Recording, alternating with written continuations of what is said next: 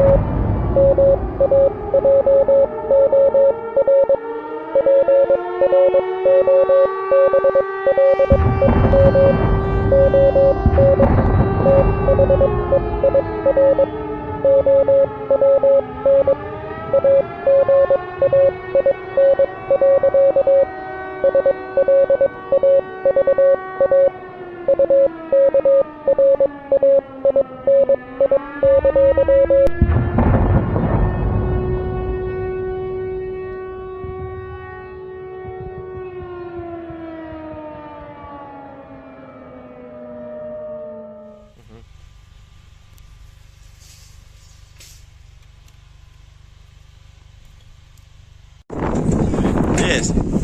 The Leaf Spring Army sends its regards.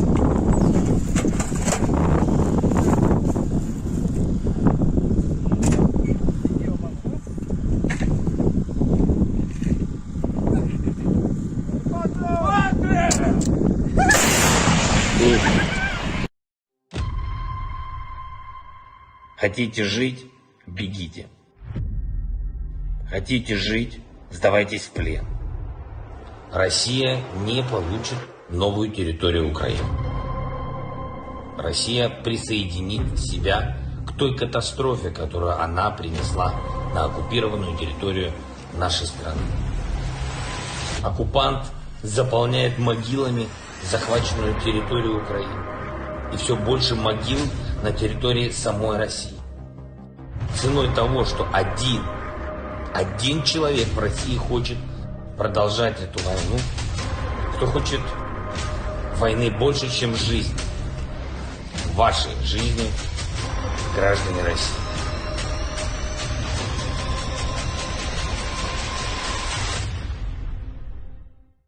Русский военный корабль. Предлагаю сложить оружие и сдаться. Русский военный корабль, иди нахуй.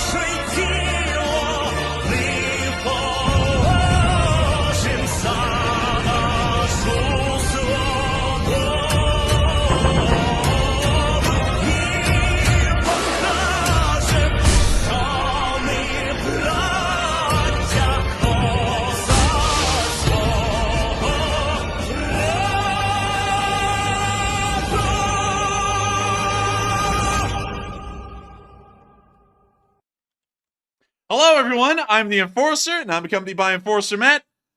And good evening, folks. It's Enforcer Matt, and welcome back to day 546 on the news. And it's good to see you all once again. And a big ol' Shoigu! Shoigu! Where are the wings? But with that, we are going to be covering the past 24 hours of the news of the war in Ukraine, or more so, the beginning of the second coup in Russia.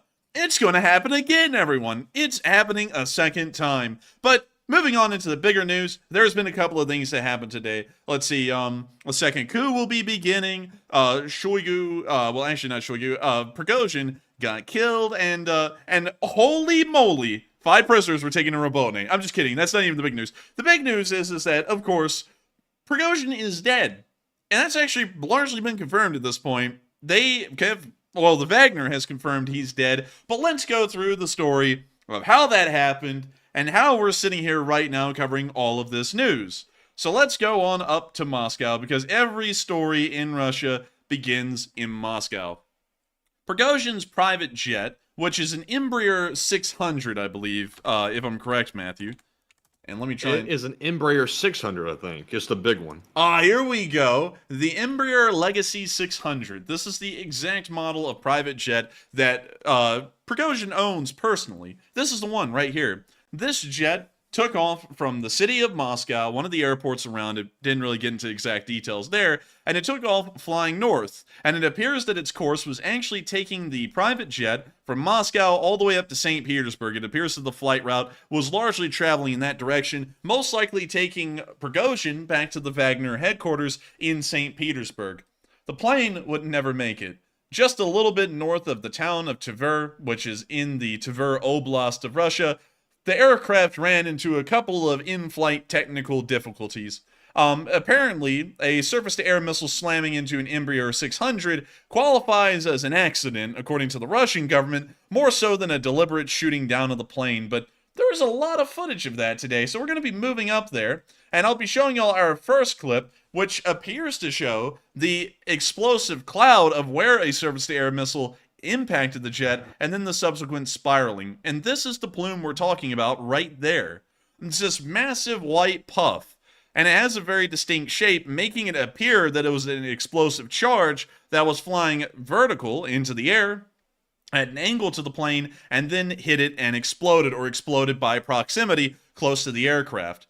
This apparently, they started recording almost immediately after the sound of the explosion, from what we can tell. And out there in the distance, that little spiral streak of white mist, that is actually fuel leaking from the jet as it's now flat spinning towards the ground. They're now zooming in on that Embraer 600 with the doomed passengers and crew inside. Within this plane, at least according to the roster, was Yevgeny Prigozhin and Dmitry Utkin, who was the second in charge of the Wagner PMC.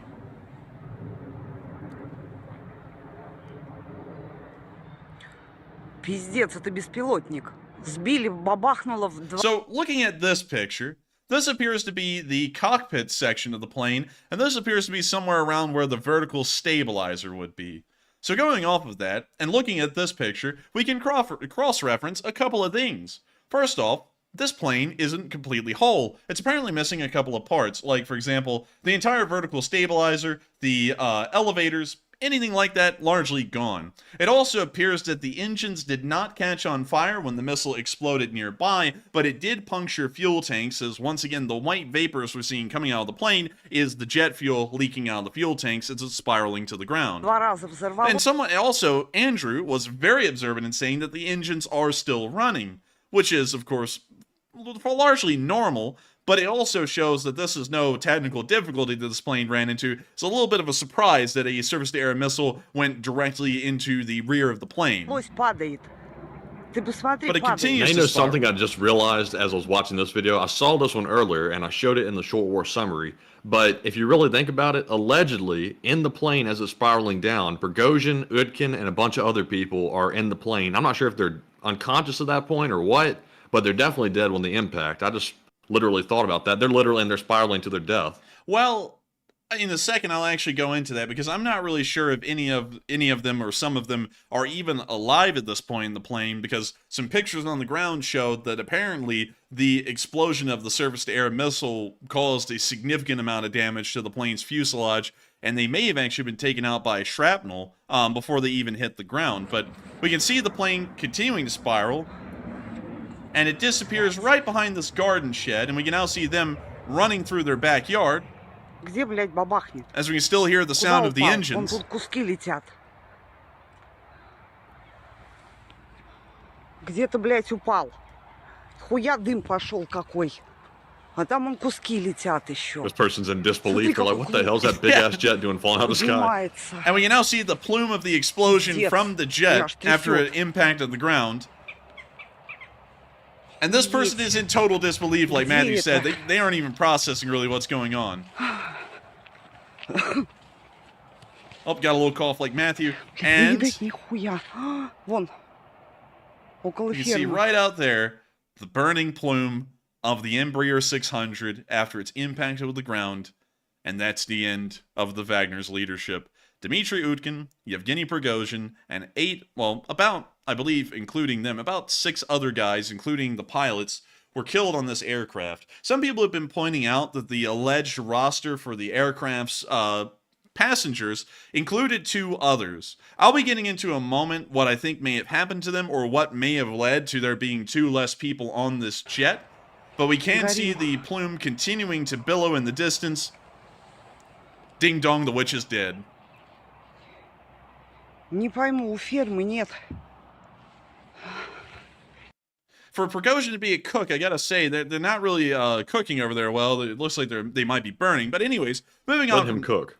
Wait, let him cook. But moving on from In that, a whole different context now. He's not cooking. He is cooking. man, he ain't the chef. He is the ingredient. But He's the anyways, meal. moving on from that, we got to see Prigozhin's jet up close on the ground, I believe, in this clip. Let me make sure. Yes, this is the one. So we can see the burning wreckage of the jet closer up here. Вон крылья такие. Это крылья, думаешь? Вон там движок. Man, that is bizarre. Honestly, I'm speechless at this point because it's bizarre to look at this footage and know that Prigozhin, from what we understand, is inside of that wreckage somewhere. The guy who has been so famously known, the guy who conducted the coup, the leader of the coup, just 2 months ago, he's dead in that wreckage now. Shot down by his own country. I mean, that is pretty That's the wild. claim. That's the claim. That's the claim. And I think, from what we can tell, the claim is largely standing up from what I can tell. Because, you know, like Matthew was saying earlier, they may have been alive when that aircraft was spiraling to the ground.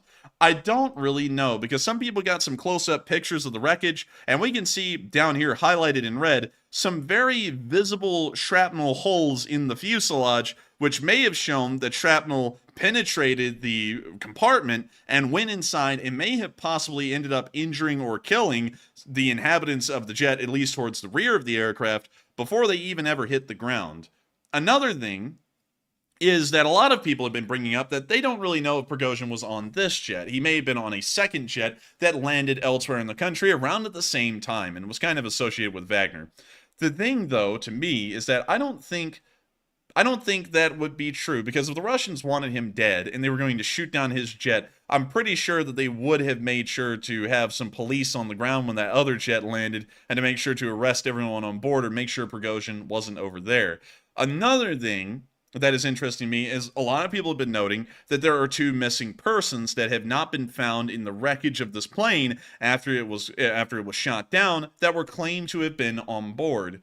Based off of the damage from the shrapnel we're seeing here, it may have been entirely possible. We didn't get a high enough quality footage to see this. It may have been possible that a hole was blown into the side of the jet, and 2 of them ended up being sucked out somewhere over Russia, where the crash site is not, and their bodies have not been found yet. But, of course, that's all just hypothesis at this point. We don't have any proof to verify that. From what we know right now, 8 bodies have been found. 2 are missing. We don't know where the 2 bodies that were supposed to be on board are, and the plane has gone down. And from what now another possibility is 2 of those guys of the 10 that were supposed to be on the flight never boarded the flight, and maybe it was intentional. Obviously, this is still speculation. It could have been an intentional thing that he put his name on the flight list and then it did not board the flight for some security reason. I don't know how Prigozhin usually travels, but he does have multiple private jets, which we saw one land in Moscow at the exact same time that this one was shot down. So that's another theory. That a lot of theories have been going around, to be honest. We don't really know what theories are true at this point. We don't know what theories are untrue. Really, all of them have about the same validity at this point, considering that we're still trying to get more information on this. But it does appear that the word on the street in Russia is largely that Prigozhin is dead. We'll, of course, be getting to that in a minute. We're kind of skipping ahead in the news cycle here because we still have a little bit of additional footage, another video angle of the jet spiraling to the ground. This one was taken from some other area. We don't know exactly where, but it was around the crash. We can see the Embraer 600 once again spiraling to the ground, turning into a lawn dart at the end. And now we can see the burning wreckage once more. And we can also clearly see one of the engines sitting right over there in the field. That's one of the Embraer 600's engines. Вон там движок. Based off of how that engine landed, we can assume that this jet actually somehow righted itself again before it hit the ground and belly flopped onto it, considering that the engine is kind of sitting on its side like it's almost level with the ground. So the entire plane got crunched at the same time, holding belly flopped. 1795 написано на крыле. Well, that's the end of that clip right there, and that's largely all the video footage that we've been getting, except for some of these photos of the parts of the plane. So, here we have the vertical stabilizer. Many of y'all may have noted that the vertical stabilizer was clearly missing from the rear of the aircraft while it was spiraling out of control. And this is something fairly interesting because this means we get to look at the vertical stabilizer and see what happened. And from what we can tell, it looks as though, and it's really hard to clearly tell, and let's take a look around a little bit more. Can't really tell much from the vertical stabilizer because unlike the fuselage of the plane, we're not seeing that many of what would appear to be shrapnel holes in the vertical stabilizer, but we can clearly tell that this thing sheared off almost completely at its base. So that's really all we can tell from the vertical stabilizer, but there is the only other part of the plane. The only part that largely will be intact at this point. It appears that one of the jet's engines remained somewhat intact during the crash, and the vertical stabilizer, of course, shearing off, landed in a field, and is more intact than the rest of the plane. More intact than Prigozhin and Utkin are. But nevertheless, those are all of the videos and pictures that we have of all the pieces and parts of the crash, and from what we're hearing, everyone's kind of confirming at this point Prigozhin is dead, including his own Chernovak of Wagner, and we'll be getting into what they're saying specifically here in a moment. But moving on to our first bit of news, we got to hear that Russian state television announced that Prigozhin is dead. This picture was literally just taken yesterday, which is the weirdest thing, is that he was in Africa yesterday, and now he's dead north of Moscow today. And I did find, by the way, a video clip of the Russian state television saying that Prigozhin had already died. It was pretty shocking how quick they came out with that statement. It was about 20 minutes after the crash. They had stated he was dead. They haven't even looked through the plane at that point to recover any of the bodies, and the Russian government was already saying that he was, in fact, dead, which kind of gives you a little bit of a clue they may have planned this thing, considering that the air defense was the one to shoot the plane down.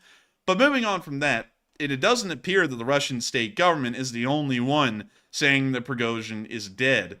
The Wagner PMC came out and made a statement confirming that Prigozhin is dead. Wagner isn't dead yet, but we'll have to see what happens with them as time goes on. But here is an official statement from the Wagner's Telegram page, right here, saying some information about Prigozhin and also saying that he has been killed in the jet's crash. Pretty interesting to see. Once again, they are coming out and they are also confirming from the official Wagner Group Telegram that Prigozhin is dead. Now, if anyone would know anything about Prigozhin, it would be the Wagner. And the fact that that's what you would think. That's what you would think, though. But at the same time, I'm sitting here wondering, how does the Wagner in general know exactly which flight he was on? Because I'm sure that Prigozhin wasn't dumb enough to trust his own people, because he is dealing with criminals, and he knows he's dealing with criminals, and he wouldn't tell these people, you know, his flight patterns and things like that, because they could try to rat him out, because it operates like a gang, and they don't trust each other.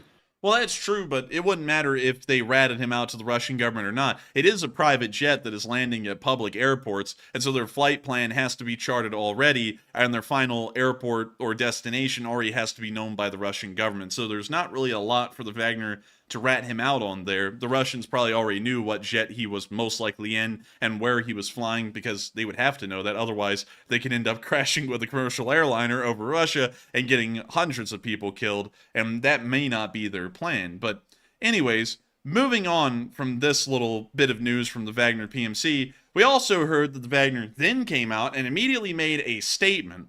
And we also had this one translated into English from the Telegram. This was posted on Reddit. And this is what the next post that the Wagner came out with said. Also, I have to also put this out there. This is not the official Wagner Telegram that we just saw a second ago. This is a smaller Telegram that is associated with the Wagner unit and operated by the Wagner, but it's not the official one. So just want to put that out there. But this is what their statement says. Our sources confirmed the death of the Wagner commanders. Twice hero of Russia, Prigozhin Yevgeny Viktorovich, and hero of Russia, Utkin Dmitry Valeryevich, died as a result of vile sabotage. Their plane was blown up in the Tver region.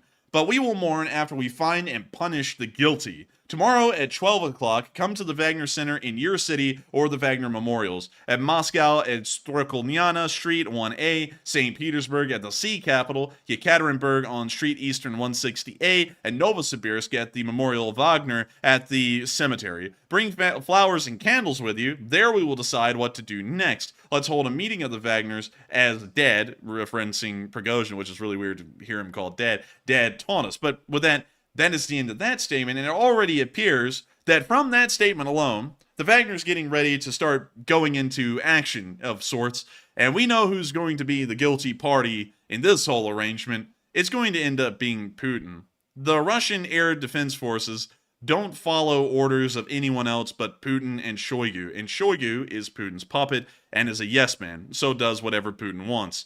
So the fact that they're saying that they're going to punish the guilty, that's giving a pretty good idea another second coup is now on the way. And also, we heard that the convoys are on the move. Hey, they're already starting. This also came from the camp near Babrusk inside of Belarus, but here's the small clip from the Wagner saying that they are turning on the engines and they're heading on their way back to Russia.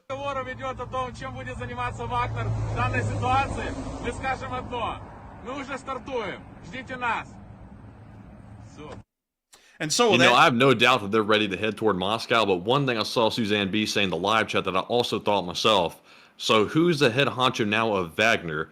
Because if they're not organized, this coup attempt, this next one they're trying to pull off, is going to be a failure, like right off the bat. That's a great question. We don't know who's in charge of the Wagner at this point. The Wagner is kind of, at this point, a unit with no leader. There is no command structure from what we know at the moment for the Wagner. We don't know who's going to be taking charge of it. We don't know how many people actually have survived in the top leadership of Wagner, because they said Dmitry Utkin and Yevgeny Prigozhin were on this private jet, and then they said there were about 8 other guys that should have been on that jet, and then 2 of them weren't accounted for. We don't know if that was the entire Wagner council on that jet. That's something we don't know. So if they all died, who in the world's taking over the Wagner? Because at this point, it could be anybody. There may even be a power struggle going on inside of the Wagner here that ends up completely destroying the Wagner entirely, and then the Russians just lose the Wagner PMC completely.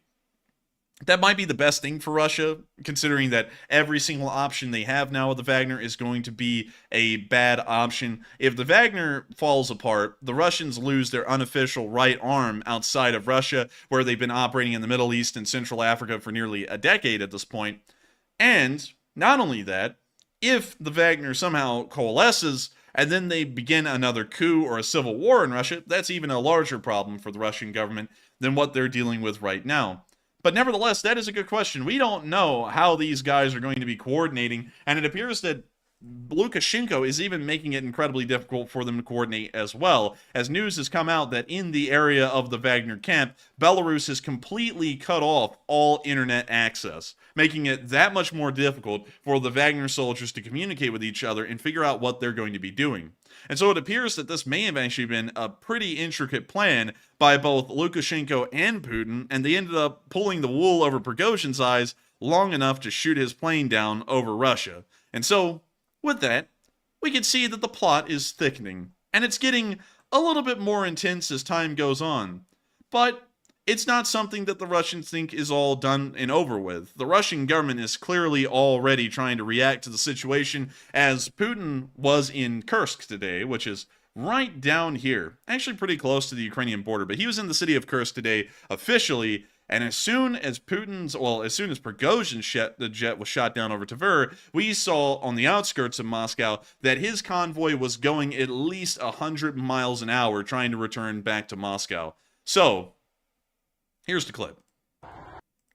And there goes the first police car at about 100 miles an hour, and here comes the rest of the convoy here soon.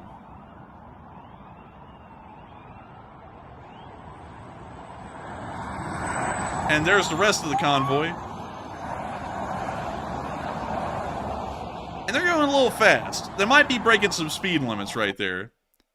But they're breaking speed limits for a good reason, because they're already starting to put Russian units like the National Guard and the police forces on high alert inside of Rostov-on-Don. We don't know official statements for other police forces and National Guard units or Rosguardia units around the Russian Federation, but we have heard an official declaration that the Rostov Guards in Rosguardia have been put on high alert immediately after the Wagner chief Prigozhin was killed. According to this statement, the police and National Guardsmen of the Rostov region are being collected on alarm after the incident with the plane of the founder of the PMC Wagner, Yevgeny Prigozhin, which crashed in the evening of August 23rd in the Tver region. A source in law enforcement agencies told a 161.ru correspondent about this. All security services have been alerted: the Ministry of Internal Affairs, the National Guard, and others. They have all been called back from holidays, he noted.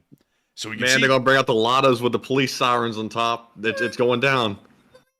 Stop right there. They can't do anything. Who are they trying to fool? We literally saw last time the Wagner tried to come in and do what they did during the first coup attempt, that the Russians weren't prepared whatsoever. All their equipment is deployed, so all they have left is lightweight, like municipal police equipment.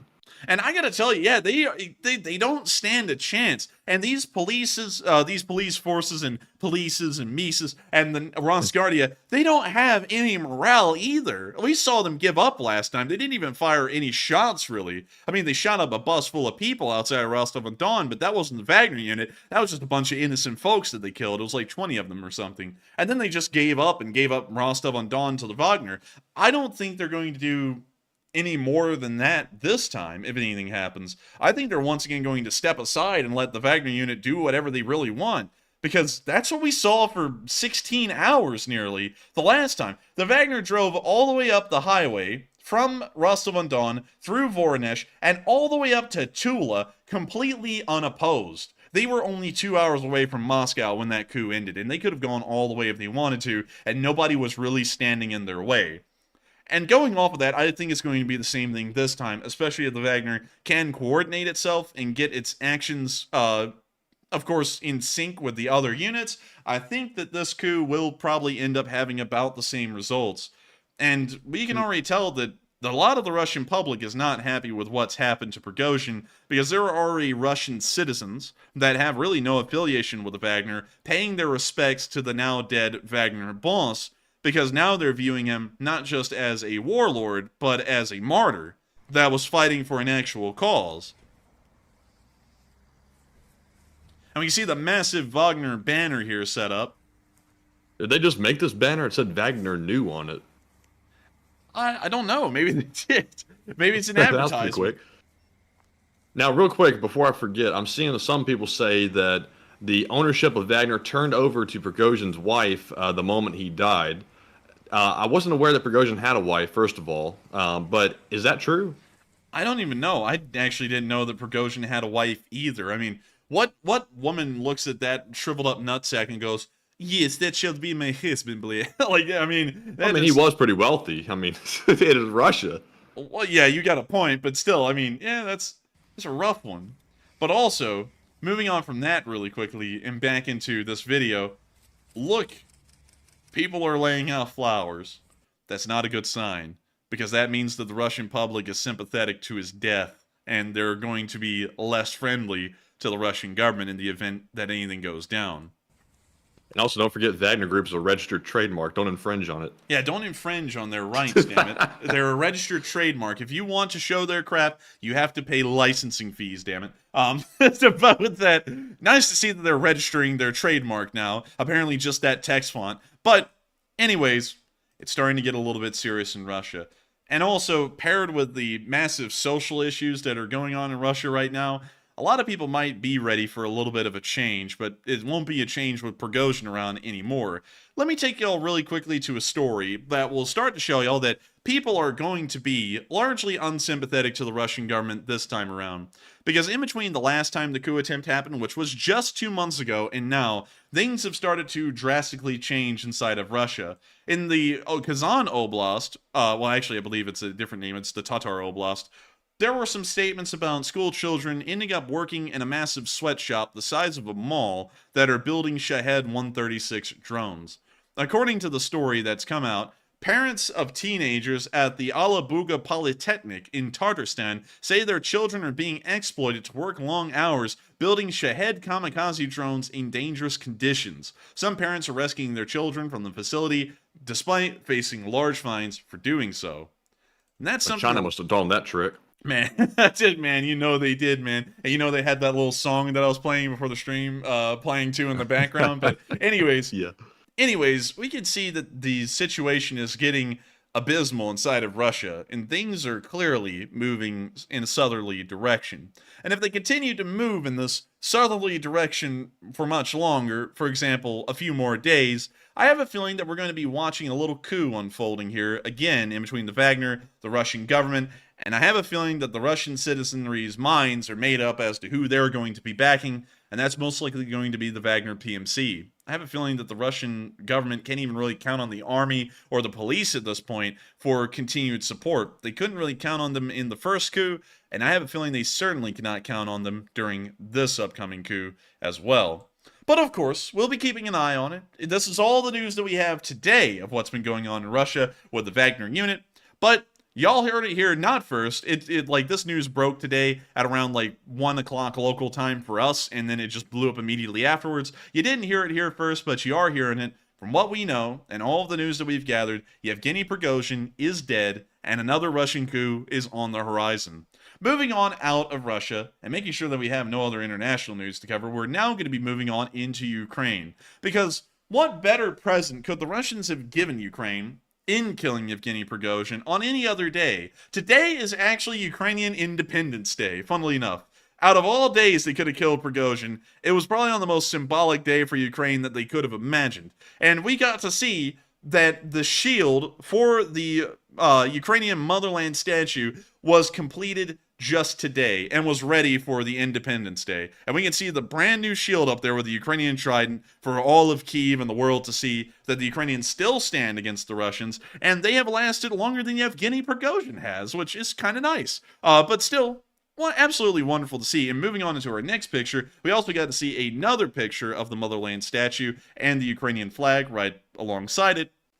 And it is absolutely impressive to see that the trident now stands over the city of Kyiv, and we can also see that the Ukrainian flag waves triumphantly on an amazing day. The Ukrainians have survived all the way into another Independence Day. This is a second Independence Day that they've had in the middle of this war, and it was on a very big day, as now the Wagner chief is dead, and the Russians are going back into more civil unrest as of right now.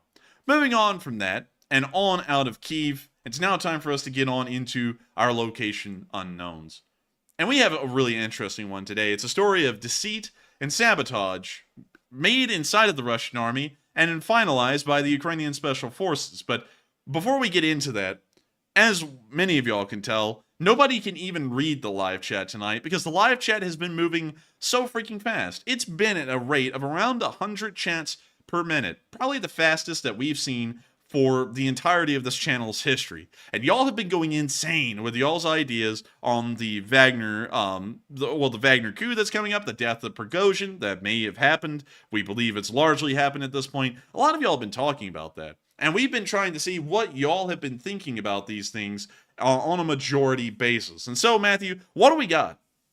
All right, it's time for our first poll and question segment, but real quick, also, I see we have 9,200 people watching, so a lot of new people in tonight as well. So if you would, go ahead and hit the like button and also subscribe to the channel as well, because it greatly helps out us growing this channel to a larger audience. And shameless plug for the subscribe and like button. And with that being said, we're moving on to our first poll, which says, do you believe Prigozhin was on board the private jet that was shot down by Russia today? 48% said yes, Prigozhin is dead. 29% said he's most likely dead but unsure, 13% said unsure, and 9% said no, Prigozhin was on the second jet.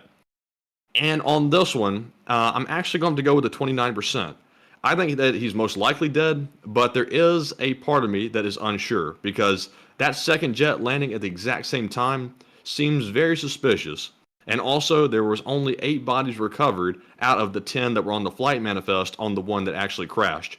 To me, that raises some alarm bells, like I said in the short war summary today, and I would really like to see some more evidence. And to be completely honest, I would like to see the body at this point, because I'm not buying it. But Enforcer, what say you? Man, that body is going to look like Kings for Charcoal if they get that thing in some pictures of it. But in my opinion, I think he is dead. I think that's largely a certainty at this point, because he took off from a Russian airfield.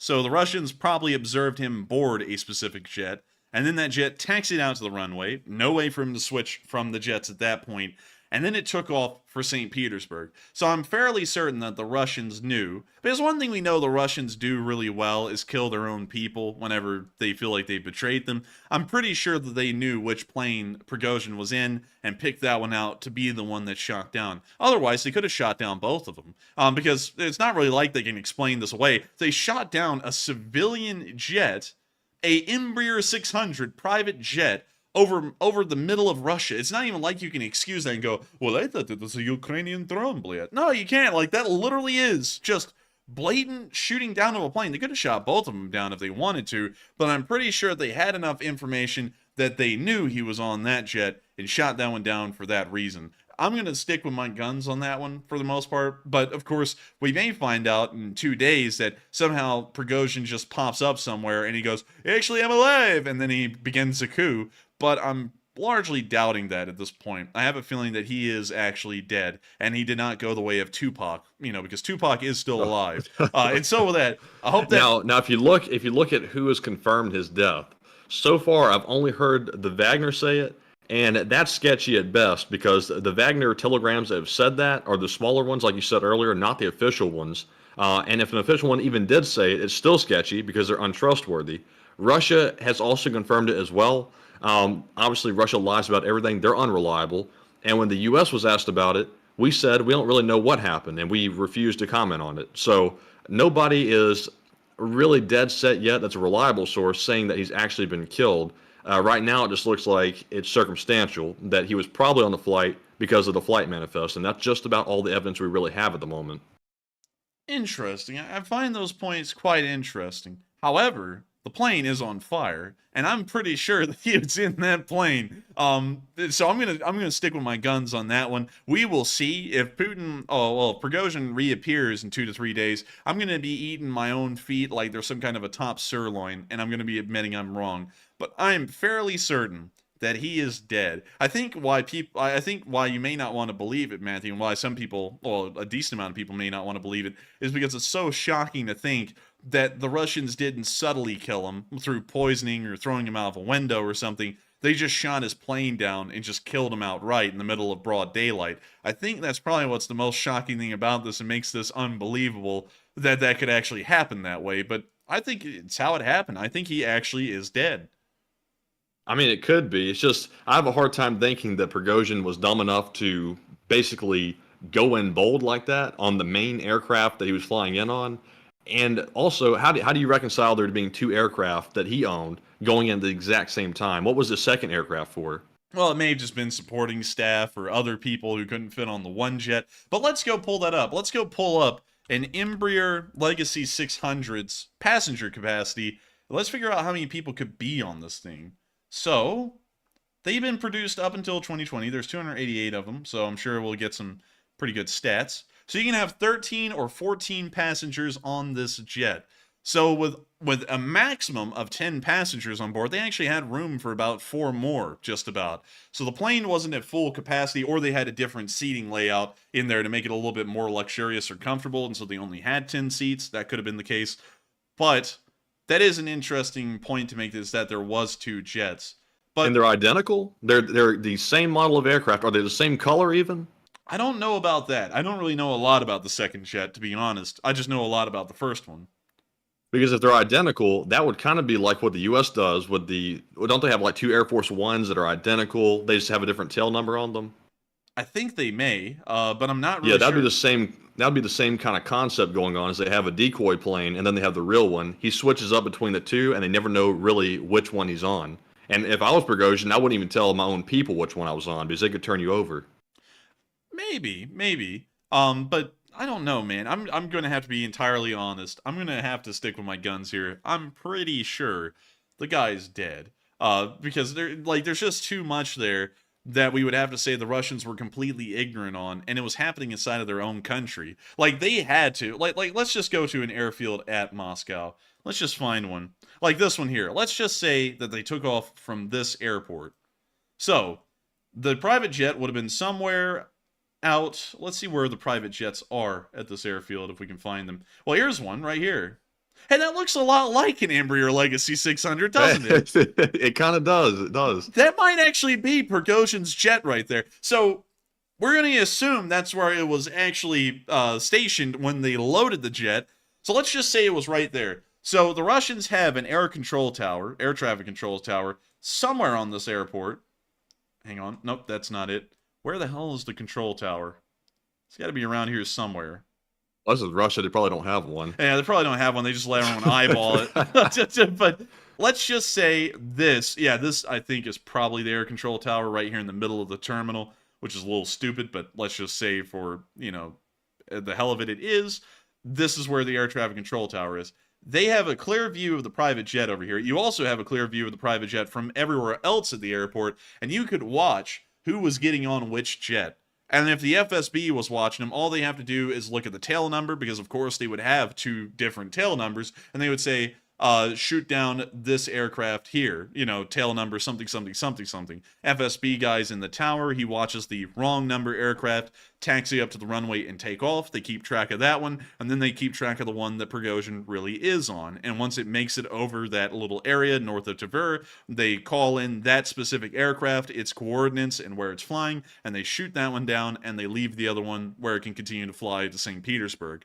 I think that's probably what would have happened, because we would have to be saying at this point, if they shot down the wrong plane, that the FSB is so incompetent that they couldn't even have a single person at the airport keeping track of which plane Prigozhin actually got in, considering that it would be clear as day which one he got in. He would have to walk into it in front of the whole airport. I mean, I wouldn't be shocked if they were that incompetent, to be completely honest. I mean, it's not out of the picture. That's one thing that I have to say. It's not completely out of the picture that they are that incompetent, but at the same time, it is pretty crazy to think that they would be that incompetent. I mean, the FSB is able to kill folks in Britain by strangling them to death in their garage. And the FSB is able to do their job a little okay. They get arrested a lot, but at least they're able to assassinate the folks they're going for. And so it would seem really weird that they wouldn't be able to do this one effectively and they would just shoot down the wrong jet. That would seem pretty weird to me. But let's look around this airport here, because here's another small private jet. And I'm trying to see, because that one actually doesn't have the right tail colors when you look at it, because the one that was shot down today had a blue tail. This one has a white tail. So this is not the private jet that Prigozhin was in. But let's see if we can find out where he would have been. This is an entire private jet bay over here at the airport. Oh, wait a minute. That one's got a blue tail. A blue tail? Blue tail. Let's see what this thing looks like on a top-down profile. Can we find that? This could be the popular Russian model, though. There could be a lot of owners of this jet. Could be. Could be. Or it could be one of those, like, jet sharing services, where, like, people buy, like, timeshare, like, shares into the jet. It could be, but then that would completely defeat the argument of it being, well, the Wagner owning 2 jets, because they would be leasing 2 jets. I was just talking about the Embraer in general, like the Russians.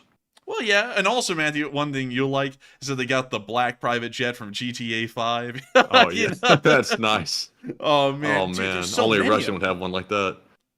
Dude, there are a million private jets over here at this tarmac. But anyways, going through that as best as we can, I'm largely sticking in the camp of he is legitimately dead. Matthew's in the camp that he most likely is dead, but there's still a chance he's alive. And it's really up to y'all what y'all think. Of course, there's no right answer at this point. While I'm sticking with my guns that he's probably dead, he could still be alive at this point. It's just that the wrong jet was shot down.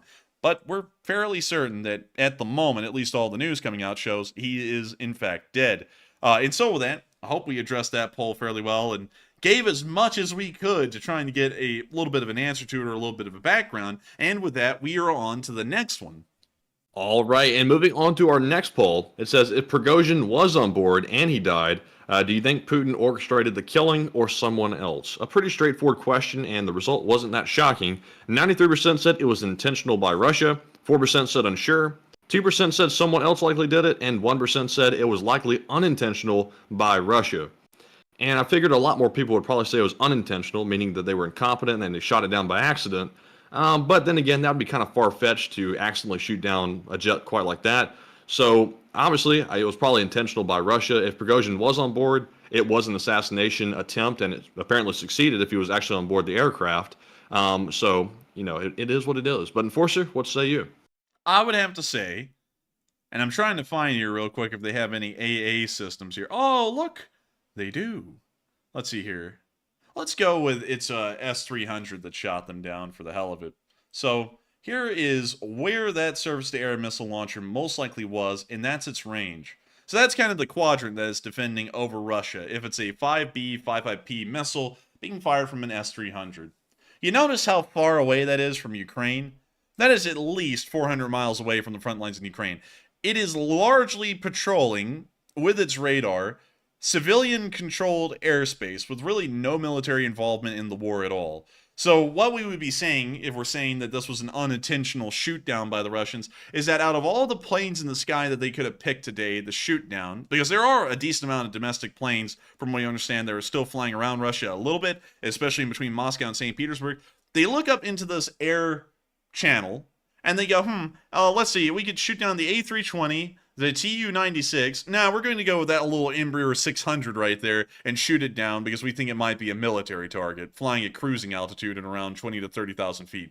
That is just ludicrous when you actually think that out. There is no way in hell that that was an accidental firing right there. Otherwise, they would have shot down a commercial plane already in their own airspace, and they never have. This is the first one ever in the war that was a private jet or a commercial airliner that has deliberately been shot down by the Russian Air Force inside of Russia. and it's in the middle of Russia. It's nowhere close to Ukraine. Going off of that, I would have to say, in my opinion, this is clear evidence that the Russians did deliberately go out of their way to shoot down that private jet. There's no way that's an accident with all of the facts right here in front of us. But I hope that does address that fairly well, in my opinion. Matthew, do you have anything to say about that? I think you covered it pretty good. I covered it pretty good. Did I cover it like icing on a cake? Man, you covered it real good. I would say yes. Man, shame! But with that, I hope we addressed that fairly well. And we are on to the next one. All right, and our third poll says, in absence of Wagner leaders, should the West hire Wagner Group to storm Moscow and provide leaders? And quite an interesting question. 45% said, probably. I can't trust them. 28% said, no, that would be unethical. 21% said, yes, the West should step in. And 6% said, unsure. And on this one, I'm actually going to go with the 21%. I don't see anything wrong with at least attempting to hire Wagner. Now, the odds of them actually doing what we want them to do is probably not that good unless we supply leadership for the group. And I know folks are going to have an argument against that because we've tried that in other places and it hasn't worked quite well. But I don't see any harm in trying it again. But Enforcer, what say you? I would say there can't really be too much harm with it. I mean, hell, just whip out the CIA guys with the suitcases of money, just drop them off in helicopters and let them do their thing. Hell, they did it in Afghanistan pretty good at the start. You know, y'all can say whatever you want about Afghanistan, but the bad part came 20 years after we had started being there. At the start, y'all know what we did in Afghanistan to make it easy for us to invade? Is that we literally just took some CIA guys, loaded them into Blackhawks in Pakistan, flew them over and into Afghanistan, dropped them off with suitcases of money, and they just went around and bought local support. And it actually ended up working really well. Everyone was largely pretty happy to see the Americans show up at the beginning because everyone had fat wads of cash. I mean, like, everyone was happy to be friends with America at that point. So, hell, why not do it again with the Wagner specifically? So I would say, yeah, let them go for it. I say go out there and let's see what happens. It's just a little bit of money. The United States makes nothing but money, so it's not like it's going to hurt us. Let's just throw some money at them and see what happens. The Wagner clearly aren't guided by a conscience. That's been obvious since the whole time, but they are guided by money. So maybe if you give them enough, maybe they'll straighten out. Yeah, I mean, like, that's what I think. And, you know, a lot of people are always saying, oh, no, don't give them money. I mean, what are they going to do with it? You know, if they can't buy weapons, like, here's their thing right now. It's a Hail Mary. If we hire them and they do what they want, either they're all going to get wiped out and then it's no problem and they can't even use the money, or they somehow end up succeeding and now we've created a power vacuum in Russia that now we can pretty much directly step in and start conducting affairs inside of Russia. Not directly, if you get what I mean, but largely directly. That would be a pretty good thing for us. I mean, hell, we could turn the Russians from being a bit of a Chinese resource colony into a Western country or a Western aligned country.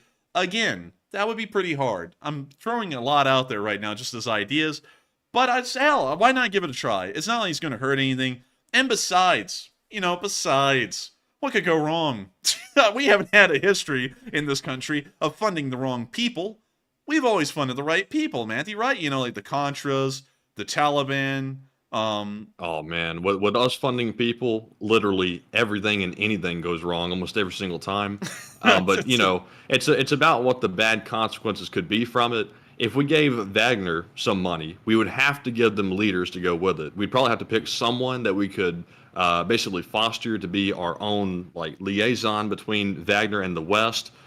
Which could be very tricky, obviously, because they're all criminals. But we'd have to be very careful not to let them turn around. But since they're in Belarus, though, if you give them money, all that's going to do is upset the government of Belarus, which is going to have a secondary purpose of destabilizing that country as well, which could be for good or bad. Yeah, and also you see the live chat going absolutely crazy. They're like, dude, there's so many places where we funded people and it's gone wrong. Oh, I know. I'm just kidding around with you all. I would honestly not give the Wagner any money at all, because with our background of funding people, while there's nothing bad that could come out of it right now, give it 10 years, it would be terrible. Those people would turn into the next ISIS or something like that, and then we would have a huge problem on our hands, and we would have funded it. That's largely how our problems exist now, is because we ended up funding certain groups. Like, for example, I bet y'all didn't know this. But the large reason why India is not financially successful is because we were friends with the Pakistanis during the 1960s, 70s, and 80s, and we ended up funding them, and the Pakistanis hate the Indians, so they used the money we were giving them and the weapons we were giving them to then fund terrorist groups like the Taliban and also the Bengal Tigers inside of India, which still exist to this day, and they're actually the largest terrorist organization in the world. They beat out the Taliban, which now runs Afghanistan, ISIS, Al-Qaeda. Even at their largest, the Bengal Tigers beat them out every single given day. So, you know, there's a little bit of a background for you. It's usually not good for us to go and fund other people. I believe in getting the job done ourselves. If we wanted something like that done, we would kind of have to do it to make sure that everything runs smoothly. But I would not give money to the Wagner. Well, all kidding aside, that probably would not end up well. They would either do nothing or they would do something, and then we would have a massive problem on our hands if they succeeded. So with that, I hope that does address that fairly well, at least in my opinion. And with that, we are on to the next one. All right, and that was our last poll for now, but there will be many more coming soon in the future. And we're moving on to our Super Chat questions. So up first, we have a $100 donation from none other than BC Skyman. And thank you very much, BC, for that very generous support. And also, obviously, as everyone knows at this point, for being a long-time channel viewer. And he says, is there a chance that he faked his death? And I hope he's gone for good and enforces all the bomb. Did I tell you to put the bomb on? Man, we are the bomb that hit that jet. But thank you so much for the support, BC Skyman. And I got to tell you, you're coming in here stronger tonight than that Russian air defense missile slamming into the back of that plane. We're going to be making that joke all night long, dang it. We got to use that up. It's a union requirement. But there is a chance that he faked his death. I'm pretty sure he's dead, but I'm not ruling it out that he did somehow end up surviving the whole ordeal and was just on the other jet. Like Matthew has been saying, it is entirely possible that the FSB was incompetent enough that they didn't actually watch him get on a jet. They just assumed he was on a jet with his roster name on it, and then they shot that one down. That could have been the case. But I'm largely in the camp, in my opinion, he actually is dead, and he actually was shot down. All of us knew that once the coup happened, he was going to die. It's just a matter of when and how. And so going off of that, I'm fairly certain that this was the when and the how that he was going to die by. Honestly, it was the most extreme way he could die, though. Out of every single way that we thought he would die, all of y'all in the Lee Spring Army had all of y'all's ideas. We had our ideas. None of them had the concept of his damn private plane being shot down in the middle of day over Moscow for the most part. Nobody ever came up with that idea. I thought he would be in Belarus for a while and live there in exile, and then he would get poisoned or something once public attention died off on him. No, the Russians just killed him about 2 months later, from what we can tell, by just shooting down his whole plane with him in it. But honestly, we don't know if he faked his death or not. That's kind of up in the air right now. But I do hope he is gone for good as well, and I'm fairly certain he is. And so with that, thank you for the massive amount of support, BC Skyman, and helping the channel to keep on running, because support like that always helps us out. And I got to thank folks who throw in super chats, because y'all help this channel to keep on running. Y'all help these live streams to run the way they do, ad-free and sponsor-free. And so with that, thank you so much once again, and we are on to the next one. All right, and moving on to our second super chat, we have another very generous $100 donation, this time from another channel legend, Mark, Incompetent Drone Operator. And once again, welcome back, Mark, and thank you very much for that support. He says, well, 2 less loathsome people in the world, and guess the Russian Air Force wanted to do the deed, as he killed many pilots. And unfortunately, Wagner has been defanged, so revenge on Putin will not happen, and Gherkin and Prigozhin's rants will be missed. And Shoigu, это non pripasna. And I gotta thank you so much for the support, Mark. You know what? I forgot that Gherkin is also being put in prison right now. I completely forgot about that. Putin is literally going through and purging people. Like, it's crazy to think that, because it's happening kind of at a pace where you kind of forget the last person to get axed. But Utkin, Gherkin is in prison. Utkin and Prigozhin are dead. Surovikin has been relieved of command of any force in the Russian military. He's next. Yeah, and then some Russian generals, a couple of them, I can't even remember their names, they have been axed, straight up killed. Everybody is dying in there. You know, it's actually nuts to think about it, but there is a whole-on purge going on right now. But it is great to hear that as far as today went, there are 2 less dreadful people in the world now, taken out in a nice ball of flame, kind of like a Battle of Britain kind of style, where they just shot down the plane and it spiraled to the ground over the countryside. But moving on from that, I guess the Russian Air Force wanted to do the deed as he killed many pilots. Russian Air Force, actually, it was the Russian ground forces, from what we understand, that shot him down. It was some kind of a surface-to-air missile system, because we didn't hear anything, well, we didn't hear or see anything about the Russian Air Force's jets shooting him down, and the air defense falls under the authority of the Army. So from what we know, it actually was the Russian Army that shot him down, and I would have to say this, Mark. I'd actually have to disagree with you a little bit on that last part. I don't think the Wagner has been completely defanged, because you have to remember that at the beginning, back when they actually conducted the coup, they were a full-on fighting unit on the front lines with tanks and APCs, and they were going up against police forces that had neither. They didn't have tanks or APCs, they just had rifles and maybe some riot cars. Now, the Wagner and the police are on level footing.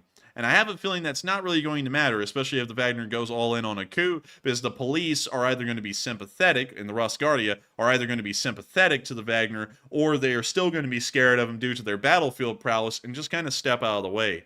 So I don't think they're completely out of the picture as far as conducting a successful coup, because we always have to keep in mind that while they are on level footing now against the Russian government, as far as weaponry would go in a coup, we always have to remember that a lot of those people in the Russian government are actually sympathetic to the Wagner's cause and sympathetic to Prigozhin even before he died. Imagine how they feel now that he has been ruthlessly murdered in the skies of Russia by their own government. They're probably very sympathetic to him and his cause at this point.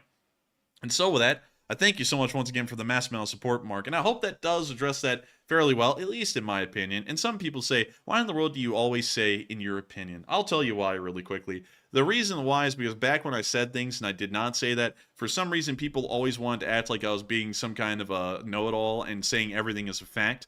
And that's not the case. I just have opinions, but for some reason people take opinions when I say them as hardcore facts, and I'm trying to push them that way, so it's just my opinion, and I always have to put that out there. But with that, thank you so much once again for the massive amount of support, Mark. Thank you for joining us tonight and supporting the channel tonight as well, because it does help this channel to keep on rolling. Every bit of support counts, because without y'all, we wouldn't be able to run these streams the way we do, and we wouldn't be able to keep this channel rolling. And so, with that, thank you so much once again for support, Mark. Hope that did address that fairly well, and Slava Ukraini, and long live the Lee Spring Army. And so with that, we are on to the last question in this question segment, and then we're going to be moving on into the location unknowns, and a pretty wild story that happened today.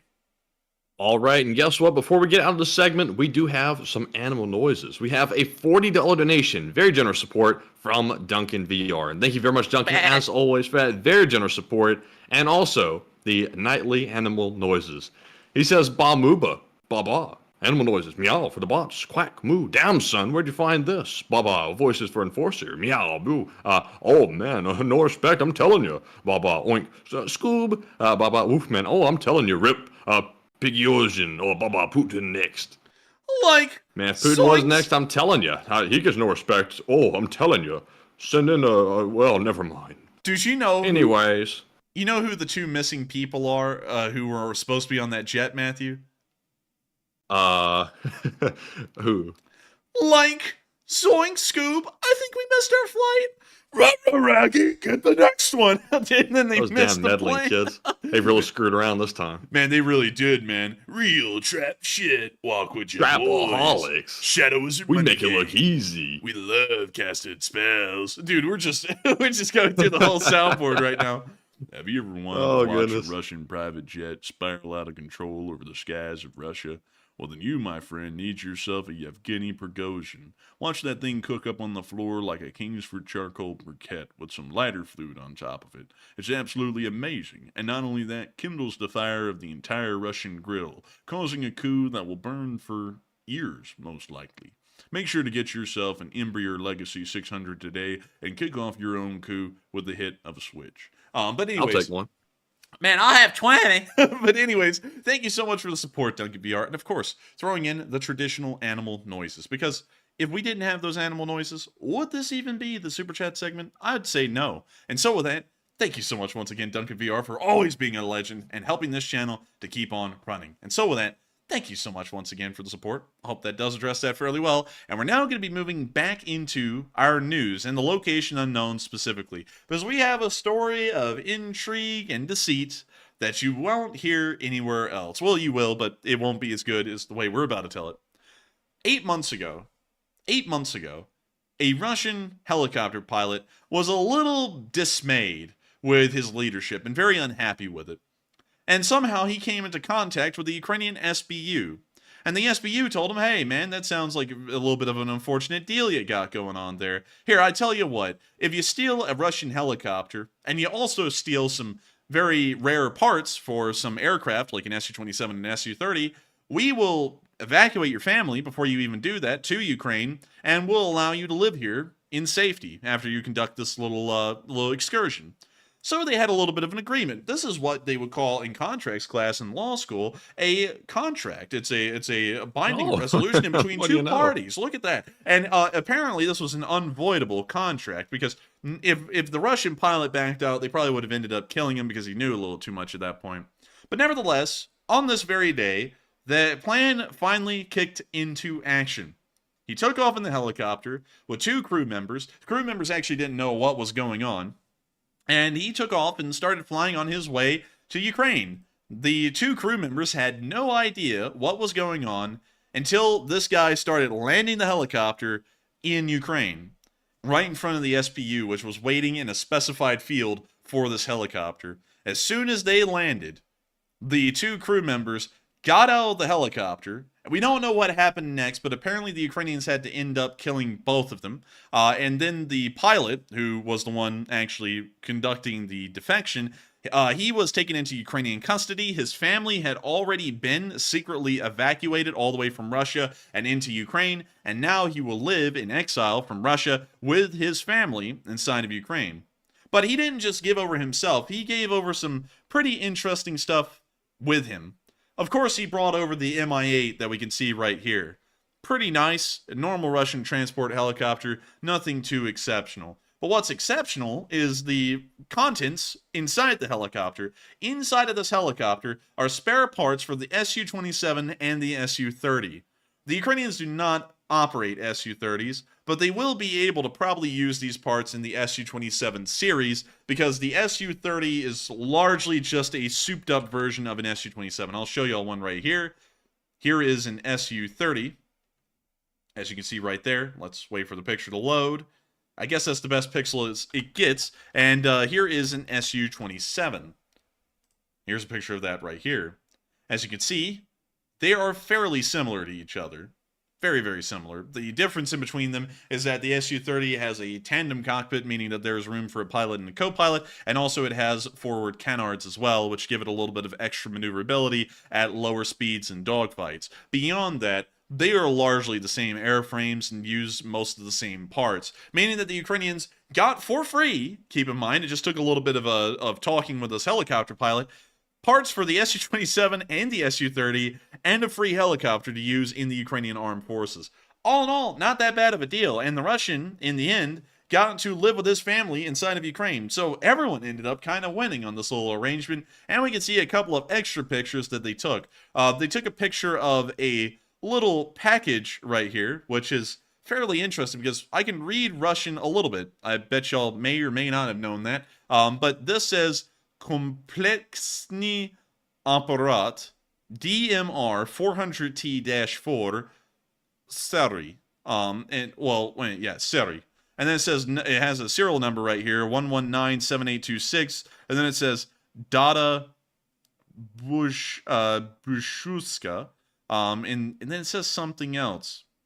But nevertheless, they must have been using it as a plate or something. It's got some ketchup on it. It's got a little bit of ketchup on it, but you know they're a little messy. You know you know how it is, Matthew. When you're in the back of a helicopter. Have ketchup in Russia?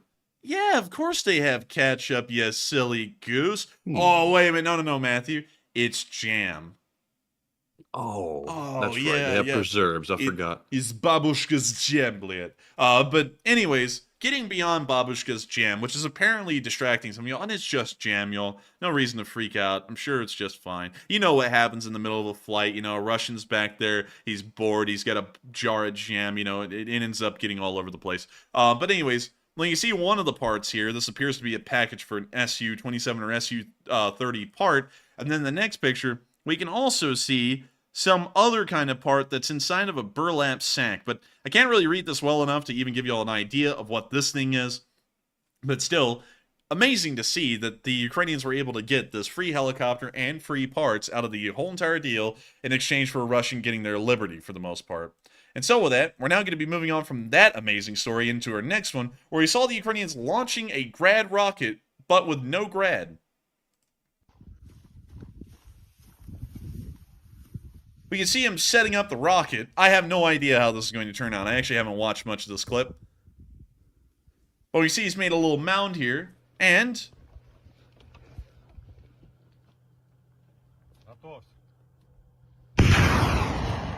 oh, holy moly, that actually worked! Real trap shit. Walk with your boys. Trapaholics. We make it look easy. Damn, son, where'd you find this? This guy literally just built a dirt mound and then ended up having a successful launch with that. Look at that. That's wild. I like that sound. Dude, that was a good sound, too. I liked it. It sounded like a little Estes rocket. But with that, that's the end of that clip. And moving on into our next one, we also got to see some Ukrainian soldiers joking around on the front lines, as usual. You always got to keep up a sense of humor in these wars. Otherwise, they get to you. Can I have 2 cheeseburgers? And 1 medium kebab, please? To go? Yes, yes. All the sauces? Just a little mayonnaise. And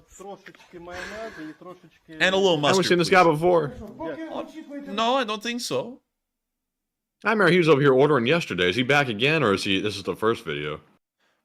This is the first video. I've never seen this video before in my life, Blade. You're making me question my sanity right now, Blade. Are you okay? Are you okay, Blade, or am I not okay? What's going on here, Blade? I don't think you're okay, because I could have sworn we've seen this before. He's back there cooking in the back. He's placing the order up front. I know we've seen this. Someone said we saw this 3 days ago. I'm calling cap. I've never seen this video before in my freaking life, Blade.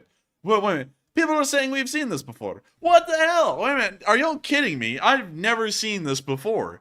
Alright, well, apparently this is an old clip.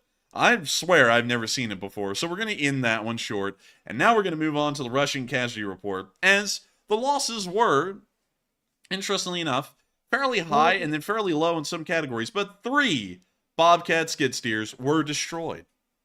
Around 800 number. That's what I'm most pleased about. That brings me very much joy. Look, an old Soviet round number. Wow. 800. Wow, lovely. Absolutely poggers. But anyways, great to see that 3 Bobcat skid steers were wiped out today, bringing the number on up to a nice whole 800. And not only that, the numbers in every other category were fairly good today. 480 Russian soldiers knocked out over the past 24 hours, 12 armored personnel carriers, 23 supply trucks, 11 tanks, an impressive number, 23 artillery systems, 12 drones, 1 MLRS, and 1 private jet. That was actually conducted by the Russians, so it didn't get included on the count. But overall, the Ukrainians were able to inflict some pretty decent losses onto Russian forces today, and hopefully they can keep it up. And so, we're going to be moving on from that low casualty report and on into the front lines of Ukraine, because things have still been going on the front lines. Hey, listen, Prigozhin may have died, but things are still busting out here, you know what I mean? And so we're going to be moving on up into the area of Kupiansk, where we saw that the Ukrainians have been hitting some Russian forces up here with artillery. Russians are conducting an offensive in this area, and from information we were gathering today, it does appear that they are making some ground, and it does appear that the Ukrainians are falling back to the Oskol River to now set up a defensive position along the length of its shores. But we can see that in the meantime, they are continuing to inflict casualties onto Russian forces, like we can see right here. Watch as these guys get disintegrated. You can see Plastered.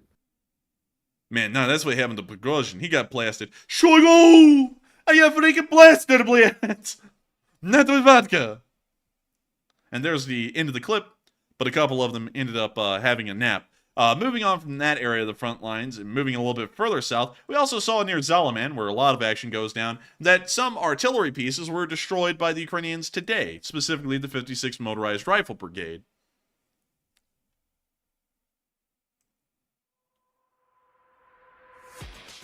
We're going to be muting the Cyberpunk 2077 action music and watching the Ukrainian artillery bombardment happen like a silent picture. We now see the Russians... corporate rock beat number 5. Let's listen. Yep. Yep. Have you ever wanted action in your life? You need a Nerf blaster. That's what he's about to say. But we can see them hitting the position very effectively. And it's burned out. Oh, wow. Oh, man, I'm telling you.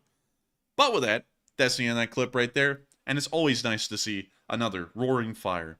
We're now going to be moving on from that little clip and even further on down the front lines and into the area around Bakhmut.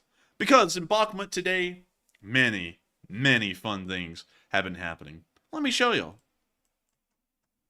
Here's Bakhmut.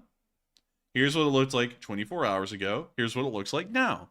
The front lines have not changed much, but that doesn't mean the Ukrainians aren't having a fun time with us, as we have seen that they've taken even more Russian prisoners today by overrunning a Russian position. It apparently hasn't been reflected on the frontline map yet, but they have taken some position because they took more prisoners. Damn, someone's got tuberculosis, good God. Man, listen to that. Oh, wait, we missed it. Man, that sounds like me on a bad day. Наша славетна 92-га бригада взяла в полон. And there are the prisoners back there. 6 of them. Man, they did that guy dirty, man. Dude. Oh my lord. Give the man a shirt. Андрей Семен Николаевич. Рудаков Юрий Юрьевич. Лысенко Сергей Юрьевич. Свинарев Евгений Александрович. Залишили їх в живих. Notice they all have cigarettes. They're being treated well. Dude, man, they be chuffing back there. They said, the Russian army may not have killed me, but this lung cancer will. They start sucking in even harder. Можна розповідати, як ви їх взяли в полон. Наша задача була тримати оборону в некоторій точці. Ми зайняли позиції, вели себе тихо та чекали в засідці на касату. На другий день нашого чергування... What is going on behind the camera? I have no idea. Dude, someone's back there like cleaning out their mouth, like rinsing their mouth and stuff, going like gurgling in here. Без опознавательних знаків, без нічого. Ми прийняли рішення підпустити їх поближе, аби роздивитись, в случае чого відкрити вогонь. Коли вони підійшли на максимально близьку до дистанцію, це було десь метрів 10-15. We see the Ukrainian soldier continuing to talk about the prisoners. Почали примусувати їх скласти зброю та здатися. Через 2 хвилини криків хлопці кацапи прийняли рішення здатися без супротиву. Це саме правильне рішення їхнє було. В цілому пов'язали, всі речі поховали, щоб не було видно з повітря та візуально. Та цілий день вони провели з нами в посадці для подальшої евакуації. Ще раз, це славнозвітна 92-га бригада, хлопці-красунчики, вони входять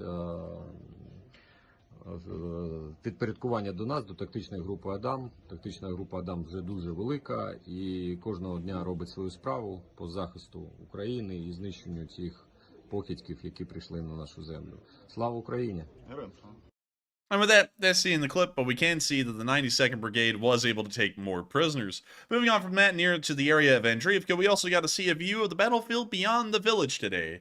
This was taken by the 3rd Assault Brigade and was showing the destroyed Russian vehicles on the other side of the railroad berm. Here we can see a MTLB with a 23mm Gush gun. We can also see a T-90M right there and another MTLB. We can also see a T-80 BVM right there, another pretty expensive and rare Russian main battle tank.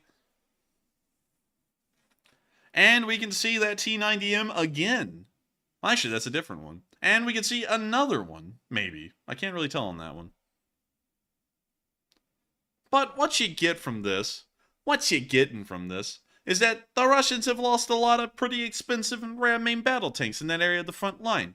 And so they're not really doing that well, you know what I mean? But with that, we're now going to be moving on from the southern front of Bakhmut.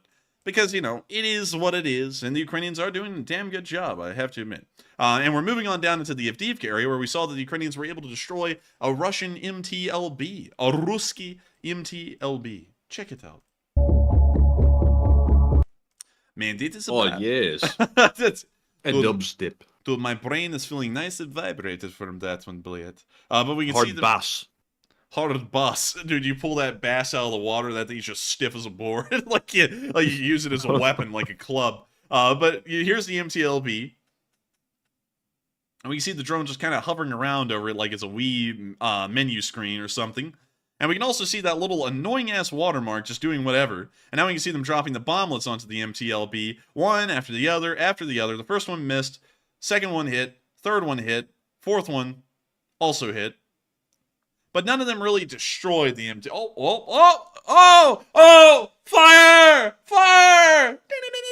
Get out! But I'm just kidding. I'm not causing any public disturbance or anything. But anyways, very nice. Oh to man, see. getting all legal and technical on us up in here. Oh man, dude, it's happening to me, man. Going to law school, it's finally happening. Meeting of the minds, mutual assent. But anyways, moving on from the direction and all we saw today, we're now going to be moving on into false imprisonment. I'm just kidding. We're going to be moving on into the Southern Front because the Southern Front is always where the action is really happening at this point, and we saw a decent amount of action happening today. We'll, of course, be going over what's been happening here over the past 24 hours. According to Deep State UA, of course, have to keep in mind, they are a little out of date by about 48 hours. We found out that they deliberately are out of date by 48 hours, but here we go. We can see that they've finally updated the map where the Ukrainians control all of Robotny. That's actually about 2 weeks behind from what we know, but they finally updated it, so that's good news. And also, we can see that up in the area of Velika Novosilka, they are recording no front line changes, but of course, this is about from 2 days ago at this point, so there are some front line changes there. It's just not that they're massive or anything. But moving on behind the lines near Staromanivka, we did see some Russian ammunition being blown up by the Ukrainians, and we can see that clip right here. Dude, that is like the funny, silly Chad music. You know, when you feel like a Chad, but you're feeling just a little goofy.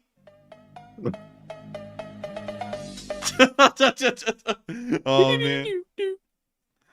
Oh, man, I'm telling you, man. It makes me feel like I need to drink whey. But anyways, we can see the Russian vehicles there in the tree line. And we're about to see them get slammed. And slammed, they're getting slammed really good. Really great. We can see them burning up in the tree line. Very nice. Excuse me. Bless you. That wasn't even orange, man. It's like that sounded like some raspy guy. Bless your soul. But we can see the Russian vehicles burning up in the trees. Beautiful.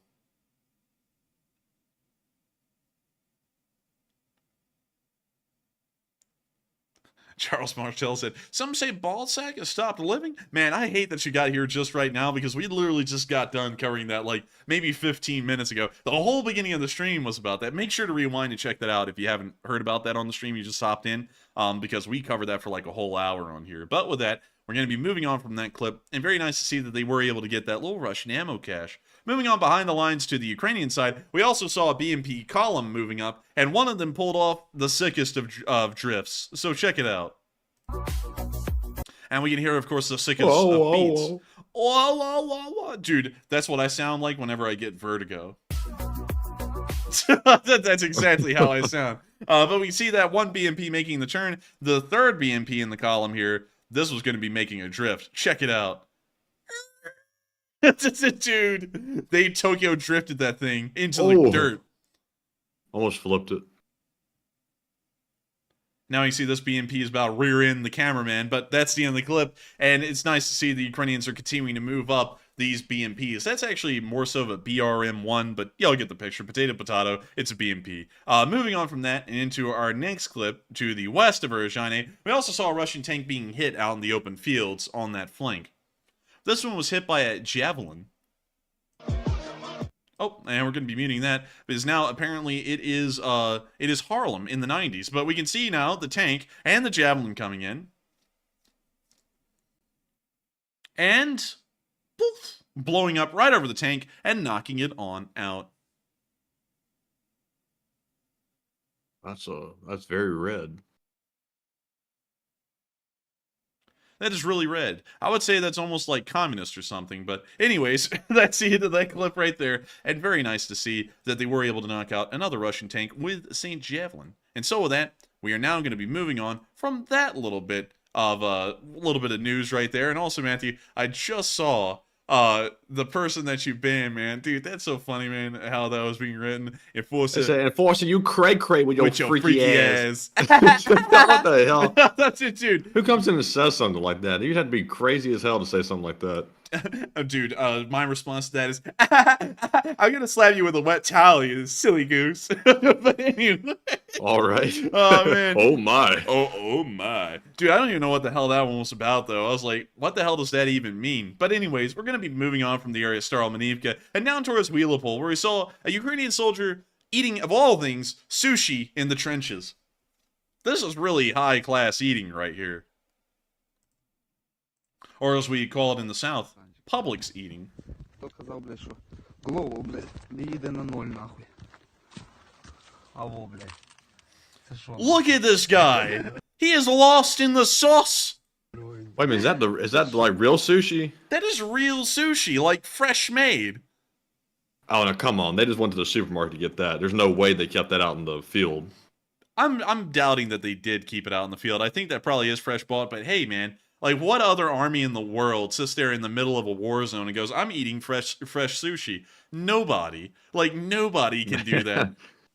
I mean, good on him, but, like, seriously, though, if they kept that out in the field, they would get some horrible medical conditions from that. Horrible. Dude. Oh, I'm telling you, no respect for their gut. Dude, if that thing was out there in the field for, like, 3 days, they open up that thing, and 300 yards away, the Russians sit there and go, do you smell that? Yes, I'd like to call command. Apparently, we have one Ukrainian confirmed 200, about 300 meters away in the enemy trench. That thing would stink, man. That would it just smells fishy out here. Доставка, правда, на 100 гривень дорожче. Wait a minute, does he have soy sauce, too? Dude, he does! What the hell, man? This guy's got it all. Сюда, нахуй, на базу. This guy's out here living it up. Pisses me off. І з креветками, і все, ну порядок. Пацани, на нулю, блядь, їбашить. Голову тільки пішов. Не спів його заснять. Dude, and he's got a lot of it, man. Like, that is, like, more than you could ever hope to eat. Like, this guy's, like, living like a king out here. And you gotta say, that's gotta be keeping up morale in the Ukrainian army a pretty good deal to have this kind of food out there.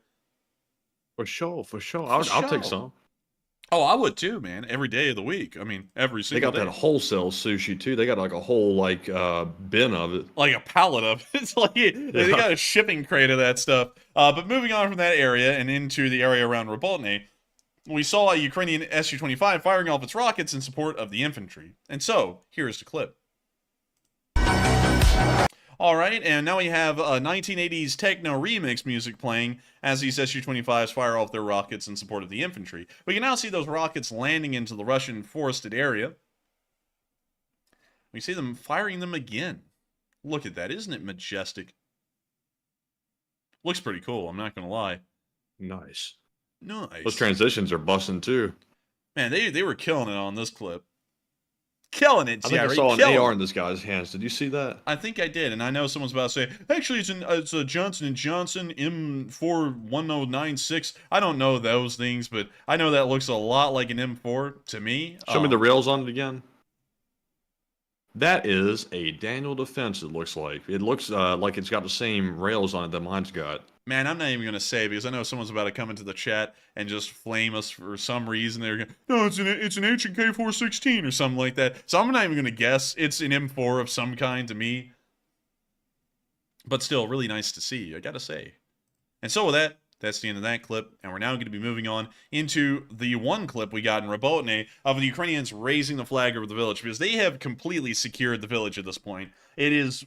the fight has gone well south of it from what we understand, and so the Ukrainians have secured it well enough that they've evacuated the citizenry, and now they're going to raise the flag over the town. And we're going to be muting that music because that's copyrighted.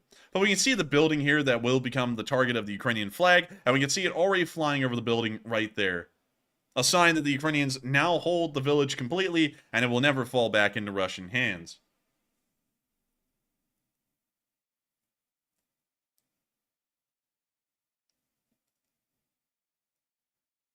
We see the flag still flying down there. And of course, they put up the flag on, of all days, Ukrainian Independence Day, which is a really good and fitting day to raise the flag over Robolny.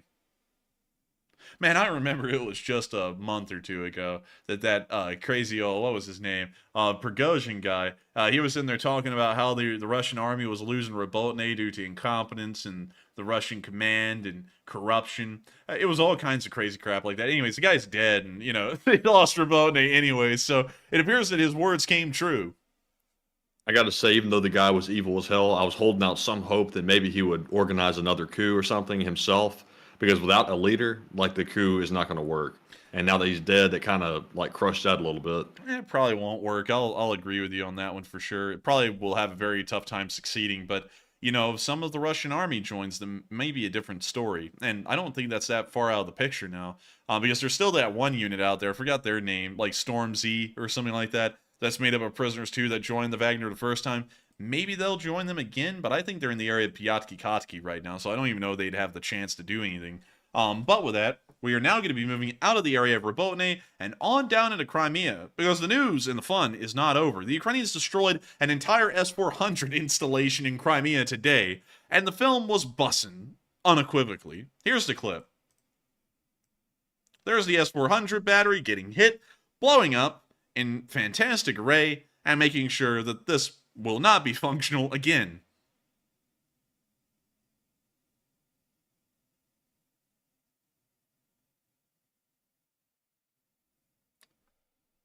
Very nice to see. Love to see it, and I hope we see more of it in the future. Meanwhile, we saw that the Ukrainians did something out on the sea today. Here's the clip. It says a Russian plane got shot down, but I'll show you all the clip. You tell me what you think.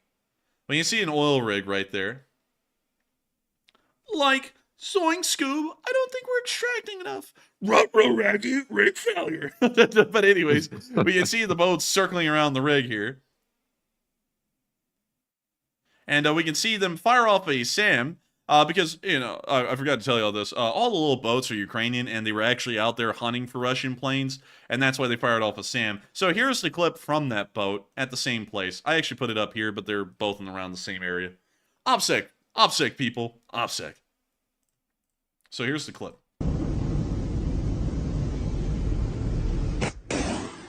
And there goes their little SAM, flying towards the plane.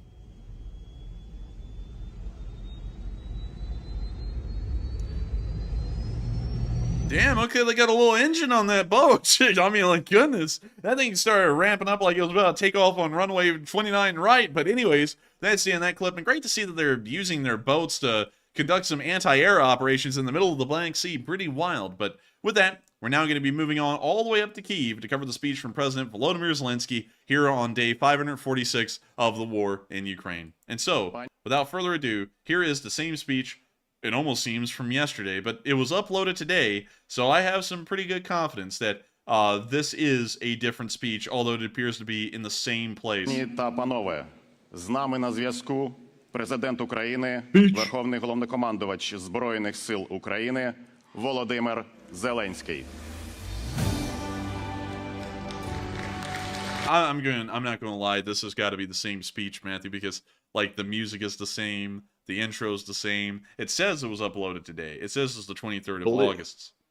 And believe it or not, it's actually a different one, because I think he was sitting at a different angle yesterday in the shot, and now he's sitting flat against the wall. Let's see.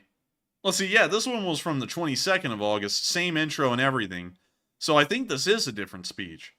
So with that, we're going to let this play, and also have to let y'all know this as well. We usually use these little speeches here as intermissions for us, so that way we can go and have like a restroom break or get a drink of water or something to make sure we can keep running the stream. So regardless whether it's a duplicate or not, we're going to have to let it run for a little bit, so that way we can make sure that we can keep this thing running after the speech. And so with that, here is the speech.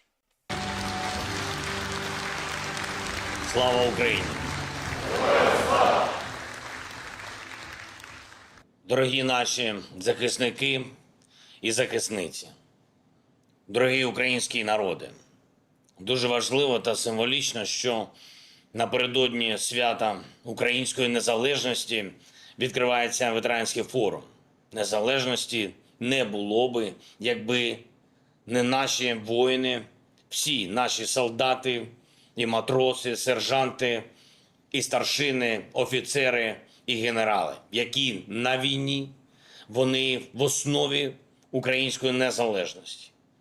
І це перший пріоритет державної політики – дати нашим воїнам все, що необхідно. Необхідно, щоб боротись, необхідно, щоб перемогти. Тому 24/7 ми працюємо заради найкращої в світі зброї для воїнів України. Зараз результатом візитів протягом цих днів є щонайменше 4 нових оборонних пакети від наших партнерів, а основне, чого ми досягли, це відкриття для нашої держави постачання F-16. Ми домовились про конкретну кількість першого постачання літаків від 2 держав – Нідерландів і Данії, і працюємо над ще більшим результатом. Я зустрівся з нашими хлопцями та дівчатами, які вже почали тренування в Данії. Також українські пілоти та інженери почнуть навчання в інших країнах авіаційної коаліції. Ми розширюємо тренувальні програми. І всі наші воїни неба мотивовані максимально, щоб якнайшвидше використати нові для нашої держави бойові літаки. За бойовим авіаційним показником Україна буде в топі найсильніших держав світу. Це означає те, що вдасться зберегти більше життів наших людей і військових, і цивільних.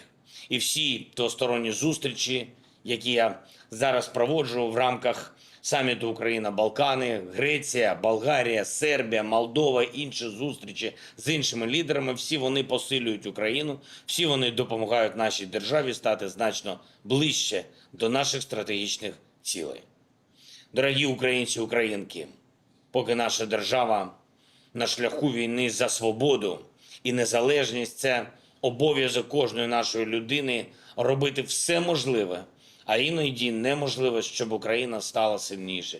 Я дякую всім тим в державі, для кого такий принцип перший і головний. Багато чого залежить від простої ініціативності людини, від уміння не упустити можливість для України, від уміння переконати заради України, від уміння почути і побачити, що можливо зробити зараз, щоб Україні було легше боротись.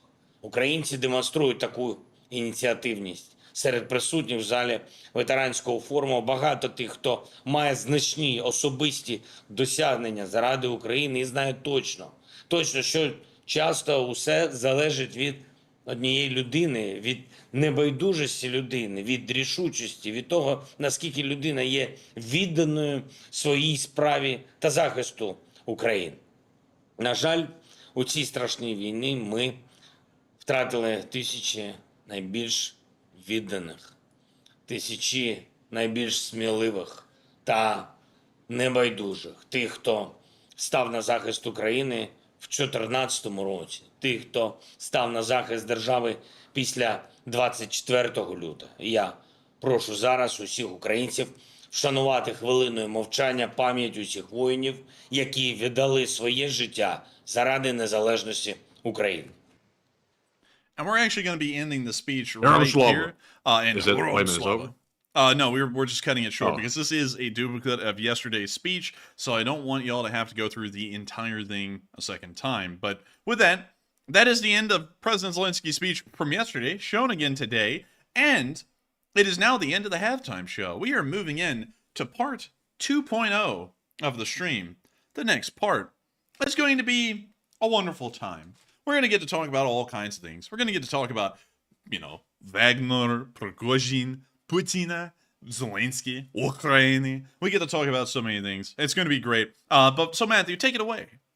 All right, so jumping into our last question and poll segment of the night, we have several really good polls to address, and the first one says, if Prigozhin is dead, do you think that Wagner will carry out their threats and, quote-unquote, take the Kremlin?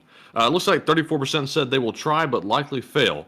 32% said yes, Wagner will carry it out. 23% said no, Wagner can't organize. And 11% said undecided. And on this one, I would say that they'll probably likely try. It seems like the martyr effect is going to be pretty strong with Prigozhin and also Utkin.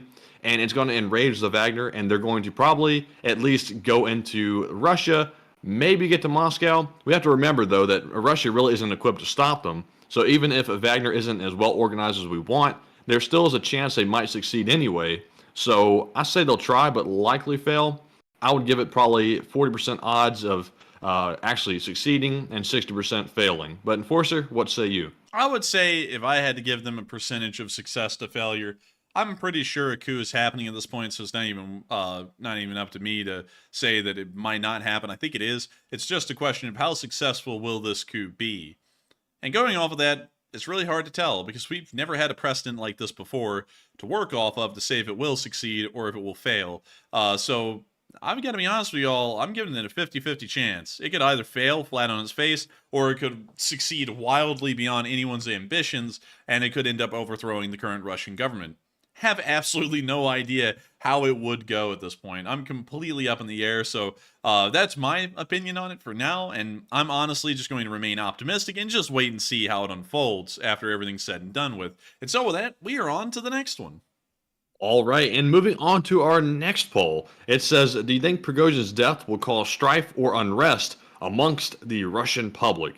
49% said yes, Prigozhin has sympathy. 34% said it's probably 50-50. 9% said unsure, and 8% said no, Prigozhin was hated. And from what I've seen, it appears that it's almost 50-50. Prigozhin certainly does have some sympathy amongst the Russian public. We saw that during the coup attempt, when the Russian civilians came up and very joyfully greeted the Wagner troops that were going in to try to invade Moscow, which was quite a twist of events. So that seems to suggest to me that Wagner does have some support in the Russian public. But Enforcer, what say you? I would say that... Oh, damn. Damn, man. Damn, I got that tuberculosis too. Oh, my goodness. What happened? Reread the line. You forgot the line over that one call? Yes, I did, actually. I'm not even kidding. I forgot the whole thing. Man. It says, do you think Prigozhin's death will cause strife or unrest amongst the Russian public? Yes, I would say, without a doubt, it will create a lot of unrest. Prigozhin was actually a pretty popular figure in Russia. Y'all have to remember that he was one of the most heavily pushed people in the Russian world beyond the Chechen Kadyrovites, well beyond them even. And on top of that, he not only existed within the scope of this war, he's been considered to be Russia's go-get-'em, attaboy dude for years. Ever since around 2017, when the Wagner officially was founded.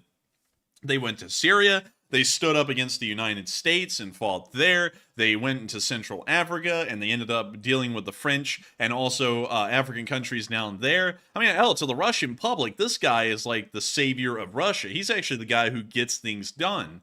And I'm not saying that's how I view him, because I know some people are maybe a little too dense and they're going to think that's how I view him, but I'm telling you how the Russians view him. And going off of that, I would say without a doubt, the Russian public is going to be pissed that the guy's dead. And it's not even a question of, well, was it an accident? No, that was a deliberate shooting down of that aircraft that they did over Russia. That's how the Russian public's going to view it. That's how everyone in the world's viewing it right now. And I have a feeling that public unrest is soon to follow because of that. They considered this guy a hero, especially because of the Civil War. Then that made them think that this guy actually stands up for and cares about the Russian people, and he's not just in for it like the Russian government is. And now that he's dead, they'll view him as a martyr that had a point and a cause. You'll always have to remember, when folks die, usually that's the catalyst for things to go a lot further from there. Like, let me give you all some examples.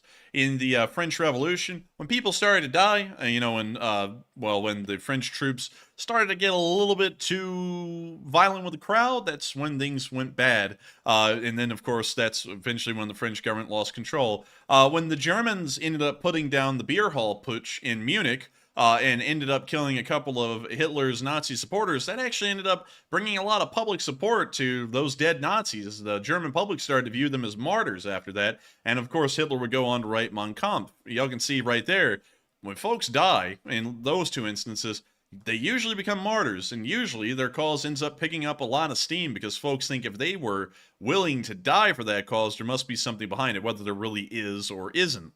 And then in Russia, you can see a great example of the Russian situation with the beginning of the Russian Civil War, or the Russian Revolution, when there were riots in St. Petersburg and the Imperial Russian Army began to fire into the crowd in 1905, which would set off the slow chain of events that would go into the October Revolution of 1917.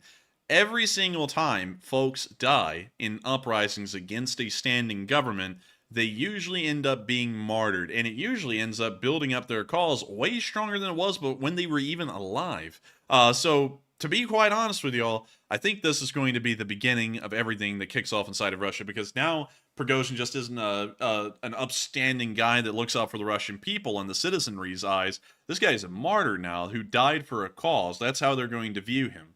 And so with that, I hope that does address that fairly well, at least in my opinion. And with that, we are on to the next one. And thank you all so much once again for answering that poll, because that was a really interesting one. I like the split on all of them because it was pretty interesting. I didn't expect it to turn out that way. But with that, we are on to the next one. And in the live chat, I see that Charlie Sheen said, Enforcer, the same thing happened with Caesar. And that might be true. And I got to say that when the pressure gets that bad on someone, like what happened with Caesar and also Prigozhin and these other people and Putin, that's why they eventually leave the industry. Like Caesar, he started making salads after that. He was done with the whole operation. Dude, I want to strangle you right now because I was getting ready for you to do whatever the hell you were going to do, and I was going to make that joke. I was going to be like, yeah, man. I mean, like when shit gets tough, you make salads. I was like, and then you said it. I was like, dang it, he stole the joke. But well, you didn't steal it. Yes, it was actually I had that one queued up. I had it ready to go. Man, you know what else happens is that people always end up writing books. It's always so weird. Lenin wrote a book. Hitler wrote a book. Hell, a lot of the French revolutionaries, they ended up writing books. What the hell's up with everyone writing books? Like everyone always wants to write a book. Well, it makes money. That's the bottom line. Man, well, you can get a lesson on that from your local news station nowadays, because it seems like everyone on every news station is ghostwriting a new book every single weekend. So with that, I hope that does address that fairly well. And with that, we are on to the next one. All right, and we are all out of polls. So once again, we're moving on to our Super Chat questions, and we have a very generous $50 donation from Flash One. Hey! And thank you very much, Flash, for that very generous support and helping to keep the channel running, and also being a long-time channel viewer as well. You got all the titles. And Flash says, hello there, everyone. LSA, Enforcer Matt, and Enforcer. I've been very busy and find too hard to see the live streams, but love watching them when I can. And keep up the great work, and please answer a question from the chat.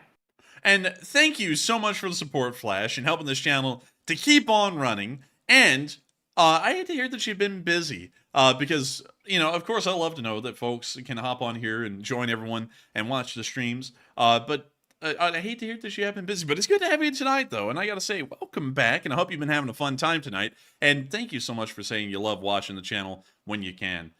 We hope that people are able to orbit back around and be on the live stream. It's like a pilgrimage for most people. Some people are like, hey, I finally made it to the live stream. It's like, hey, welcome. So it's great to know that you finally made it back. And thank you for saying to keep up the great work. We try our best.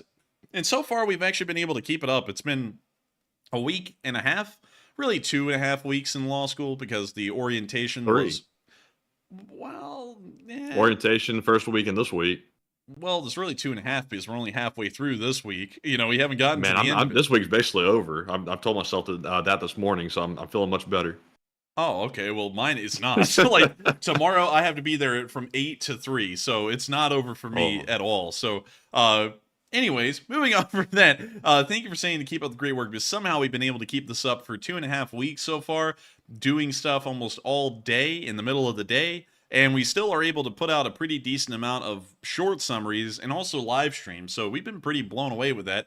And it's ended up being a lot easier to balance the two for now than we thought. So with that, thank you so much once again for encouraging us to keep up the good work. And we will make sure to get a question from the chat. And so with that, what do we got, Matthew? And our question from the chat goes to Kriska, who says, what is the status of the second flight that Prigozhin owned that was landing in Moscow? I would say we don't really know much about it. We know that it landed, but we don't know who got off the jet or really anything else beyond that. That one's kind of been a bit of a mystery from what I understand. But Matthew, have you heard any additional information about that jet? So I haven't heard anything super concrete, but I have heard and seen rumors from intel sources saying that when the plane landed, the FSB was waiting, and apparently everyone on board was arrested. But don't quote me on that. That's just a rumor I've heard. But nothing concrete. And interesting, I'd have to say, I was trying to take a sip of water because my nose is dry, and I was like, man, I need water. And then you ended your statement quick, and I was like, oh crap. But with that, I hope You're thirsty. Man, I'm thirsty. But with that, I thank you so much once again for sponsoring that live chat flash, and I hope we were able to address that the best we can with the information that's public right now. And so with that, we are on to the next one. And the next one we have is a $20 donation from Robert Nicholson. And thank you very much, Robert, for that support as well. And he says, Slava Law School. Yeehaw. And Slava the Law School. And yeehaw! And thank you so much for saying Slava the Law School. We've been having a fairly good time there so far. I mean, when I say good time, I mean, you know, it hasn't been as bad as I thought it would be. So that's good news. And I got to thank you so much for supporting the channel and helping us to keep it running, because you help us to be able to do things in the background like go to law school. That's not really a background thing. That's kind of like a forefront and front and center kind of thing. But I still thank you so much for the support and making that possible. One thing that I heard today, I'm just going to share with you all a little rumor that I heard. Matthew, I don't think I've even shared this with you, is that I've heard a rumor that one of the professors right now in my section that is fairly polite and, you know, kids around every once in a while in the class, I've heard that in about a month's time, they are going to start cussing people out to the point they start crying. That came from a 3L that was in that class. So we're going to be waiting and seeing if that happens. That will be pretty interesting to observe if it happens. So, you know, I'll be keeping an eye out for that, and we'll see what happens. I'll maybe start a law school drama YouTube channel, because apparently people like that kind of stuff, from what I've been told. But anyways, thank you so much for saying Slava the Law School, and hopefully it keeps up the way it is right now, because, man, that would be kind of like, I'm going to be completely honest with y'all. Like, I don't really care who's watching. If we're, with the amount of money that we're paying to go to law school, I'm not really a big fan of the idea of going into a classroom and having someone yell at you for no reason, because it's like, you know, if I was getting paid, that would be different, but I'm paying, so, you know, it's like, I don't really like the idea of that. But anyways, hope that does address that fairly well. Thank you so much once again for the support, and with that, we are on to the next one. All right, and our next super chat goes to Marion Deemer, who puts in a $20 donation as well, and it does not leave a comment. But Marion, thank you very much for that support, and I'm not sure if you've already left for the night, but if you're still here, thank you once again very much for always supporting the channel very generously and helping to keep us running. And Enforcer, what say you? And I got to thank you so much for the support and helping this channel to keep on running, because folks like you make this channel possible. And of course, without folks like you, we wouldn't be able to keep this thing rolling. And so with that, I hope that does address that fairly well. And also, Matthew, can you reread that one again? There was no comment. I had to make sure, because I was like thinking, did I just forget that there was like no comment to that? But thank you so much once again for support, and thank you for being a channel legend and helping this thing to keep on running. I don't know why I thought that, you know, you had a comment. I don't know why. For some reason in my mind, I started thinking that you did. And so with that, thank you so much once again. I hope that does address that fairly well. And also, I see some people saying, you know, being berated in the legal profession is normal. I don't know where the hell y'all are from, because that's not normal. You know, I mean, it actually is normal. Well, you know, it's that is. It's normal if you don't really know what you're doing. But you know, if you know what no, it happens to everyone. You got crazy judges everywhere. Well, yeah, but not a lot of them. I mean, you know, it's not like extremely normal or anything. It is. Welcome to the legal world. Well, maybe I'll stick to, maybe we'll just stick to YouTube and politics. Well, not politics. We don't get into politics on the channel, but maybe I'll just stick to YouTube and then becoming a representative for this district. And so with that, I hope that does address that fairly well. And we're on to the next one. All right, and the next super chat goes to Dilly Dillinger, who puts in a $20 donation. And thank you very much, Dilly, for that support. And he said, did someone got to, let's see, I'm going to say exactly what it said, but I'm not sure if that's what they meant to type. It said, did someone got to light airtime or what? LOL. Love from Norway. And thank you so much for the support. And Matthew, I hate to say that, I hate to say this, but could you reread that one again? Did someone got to light airtime or what? Love from Norway. And, someone did get light airtime, I'm thinking, methinks. And so, thank you so much for the support. And also, thank you for being one of our Elite Spring Army viewers from Norway. Let me see if I can remember where you live. It's not here, is it? I don't think it's here. It's somewhere around here, though. Let me see. It's somewhere around here. For some reason, it's like right on the tip of my head. It's right on the tip of my tongue, actually, not the tip of my head. That'd be really weird. But it's somewhere around here.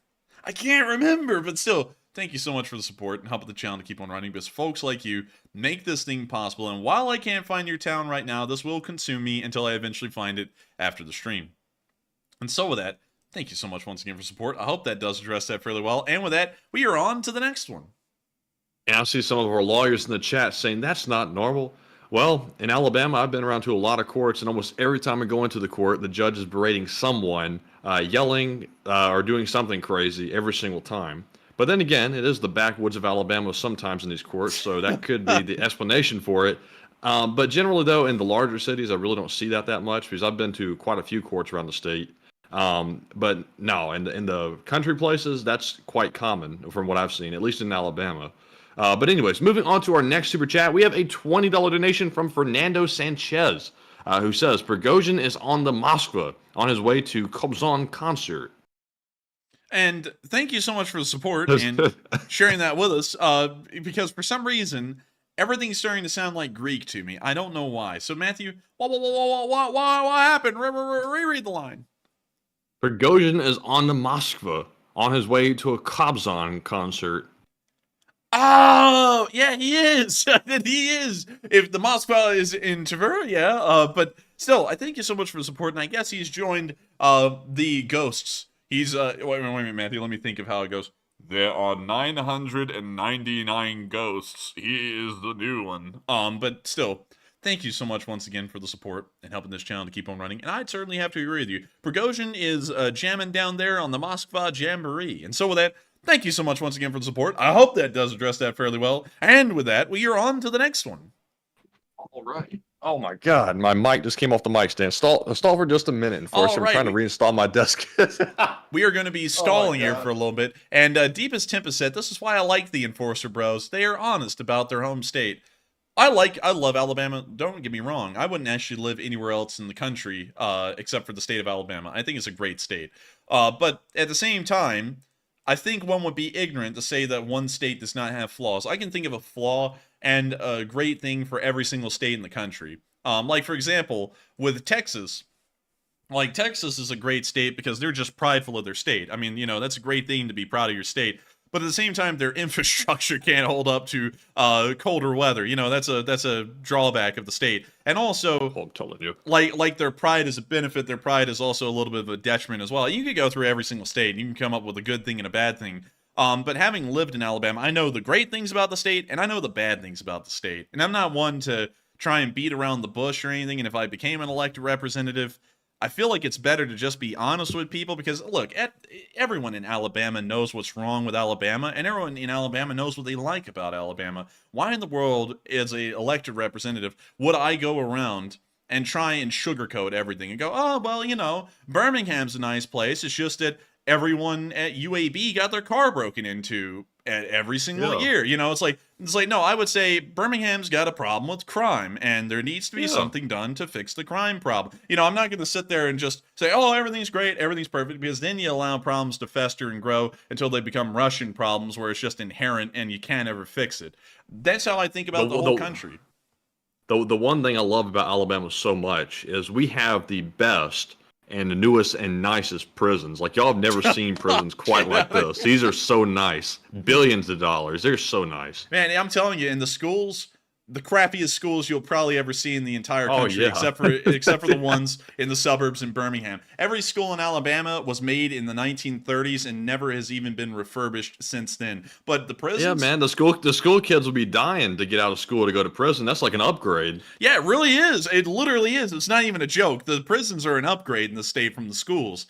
And you know, I'm honestly going to have to tell y'all, I got a bit of a gripe with that, because Alabama could be spending that money in so many other places, so much better, and yet we're putting them into prisons, and I'm like, what the hell? You know, like, you know, we could do something better with it. But anyways, with that, hope that does address that fairly well. And with that, we are on to the next one, after Matthew finally got his microphone stand back up.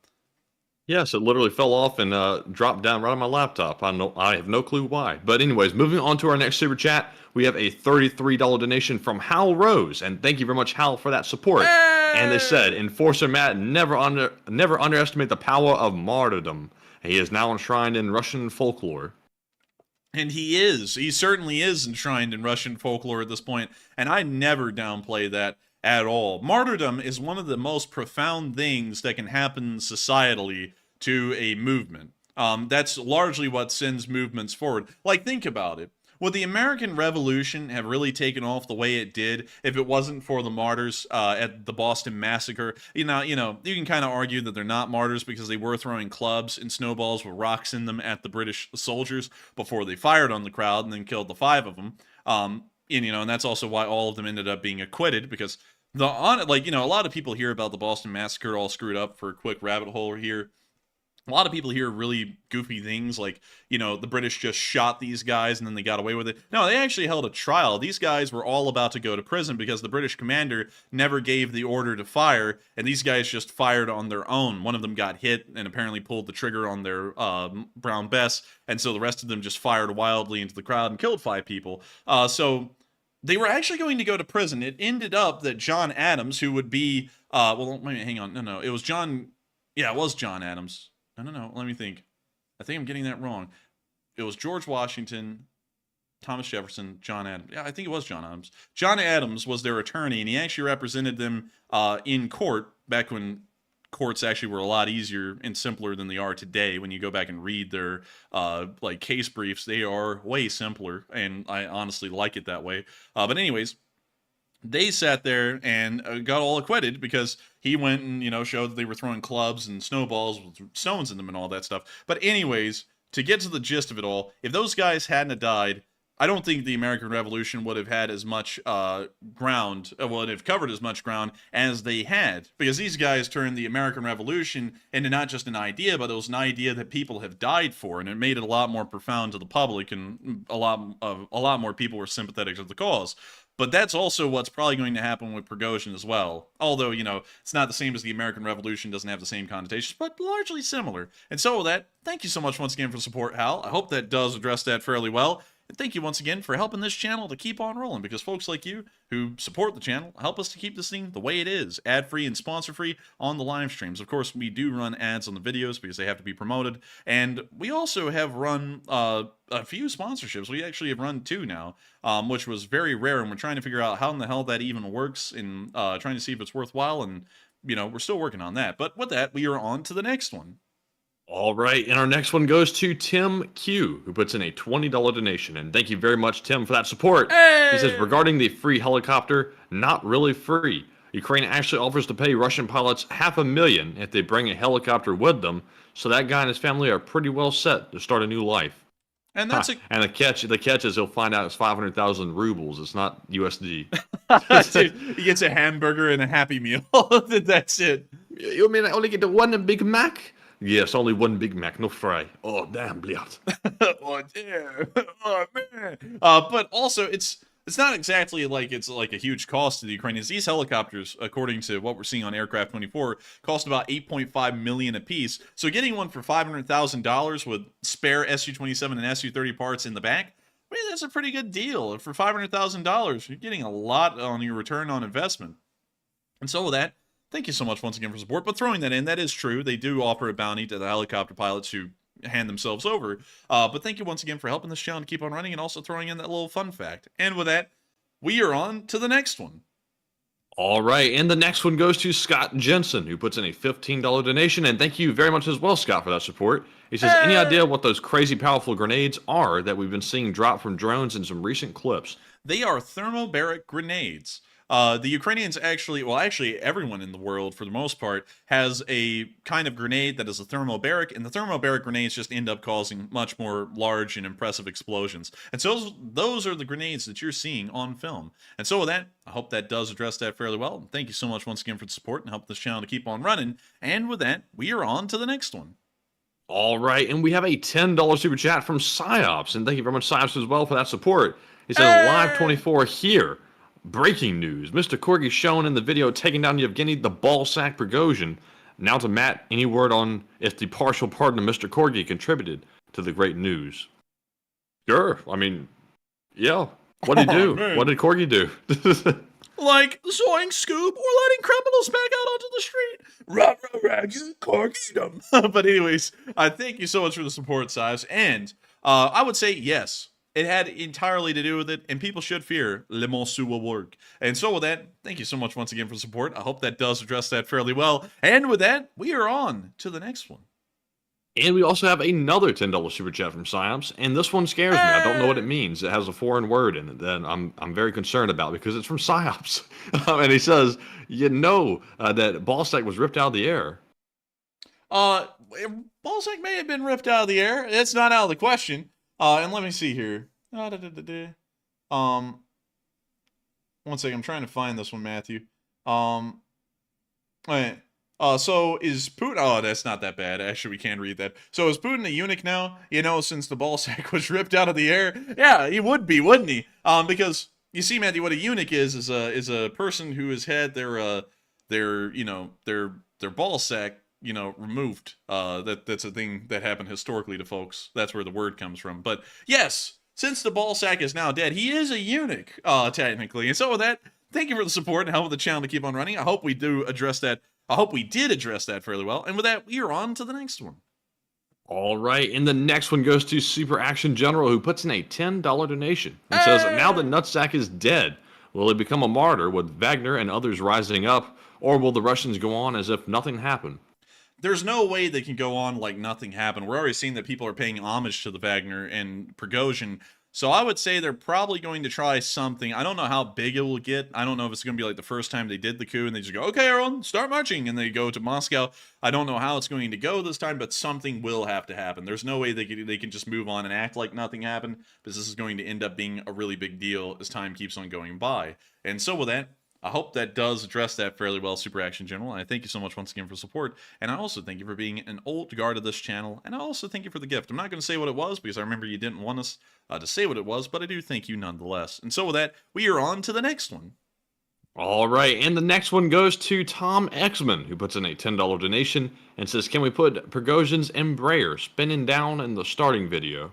That would be a pretty cool idea, but sadly that would take a lot of editing. To be able to take that spiraling Embraer and put it into one of the beginning clips. I would love to do it though, but sadly with how little time we have in between law school and running these streams, I don't know how I would be able to fit that in, including reading everything for law school, doing law school, running the shows, and also putting all the news together for the shows. It might be a little too much, but we could try and give it a shot. And so with that, thank you so much once again for the support. I hope that does address that fairly well. And with that, we are on to the next one.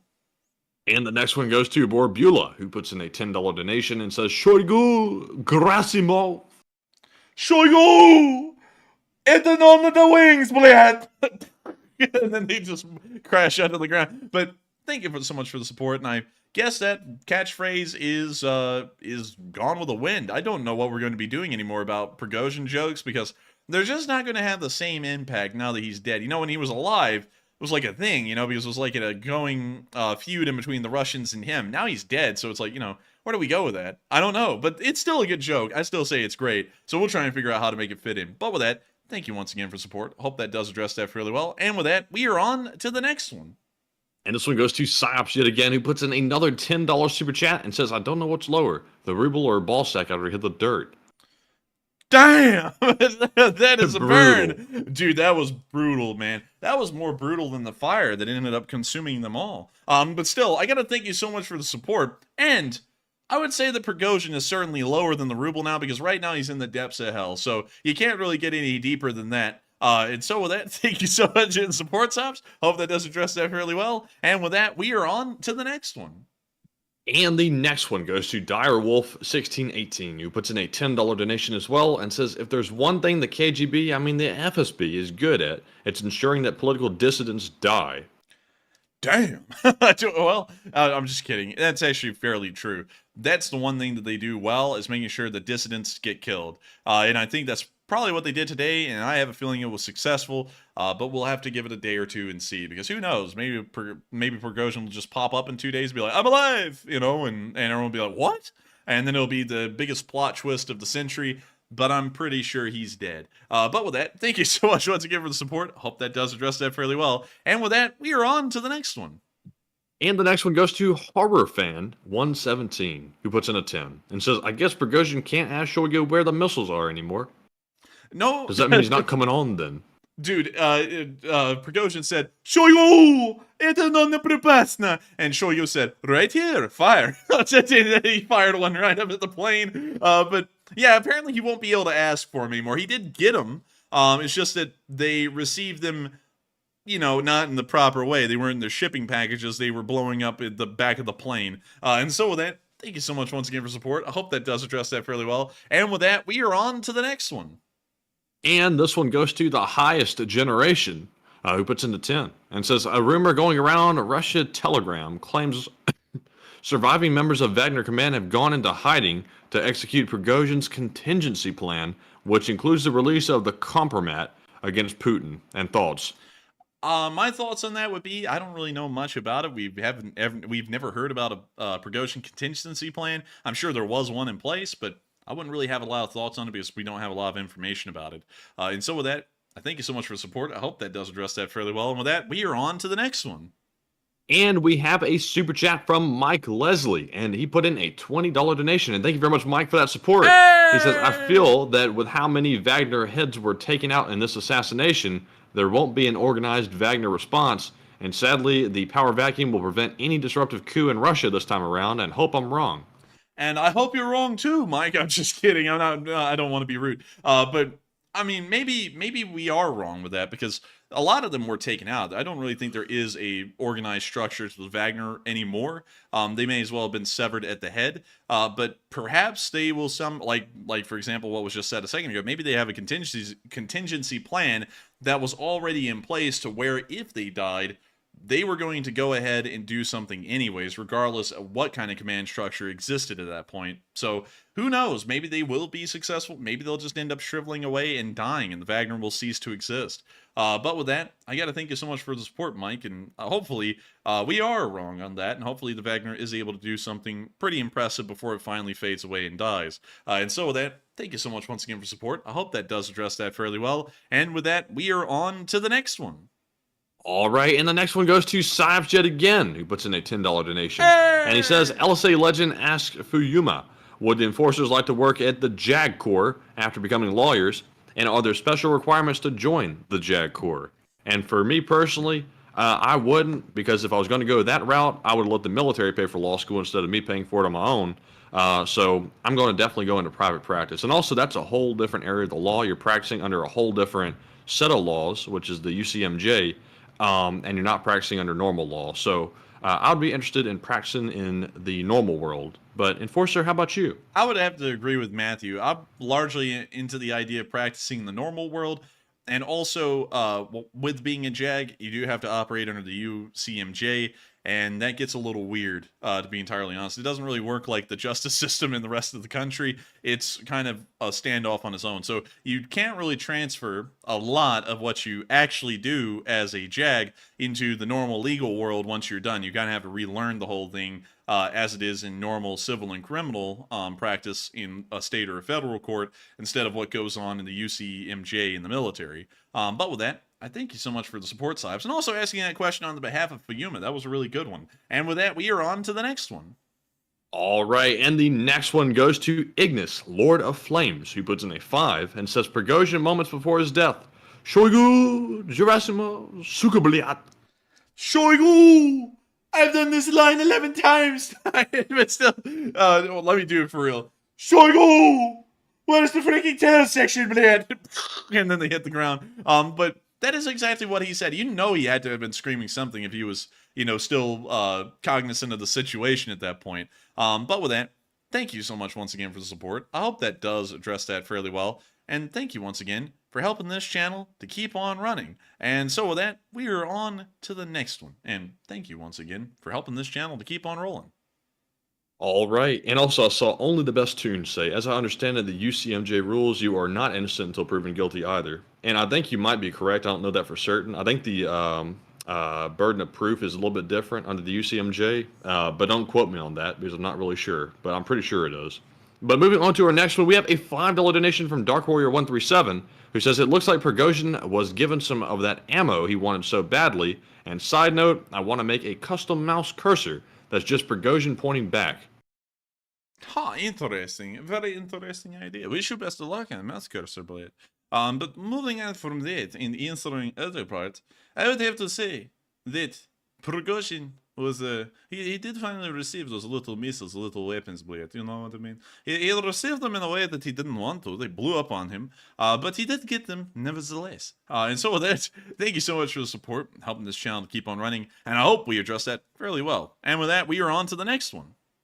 All right, and we have a 5 from Inconsistent User Data. And thank you very much for the support as well. Excuse me. Ring, ring. Hey, Putin. Got here. Oh, that can't be good. Wait a minute. Hang on, hold up. Wait a minute.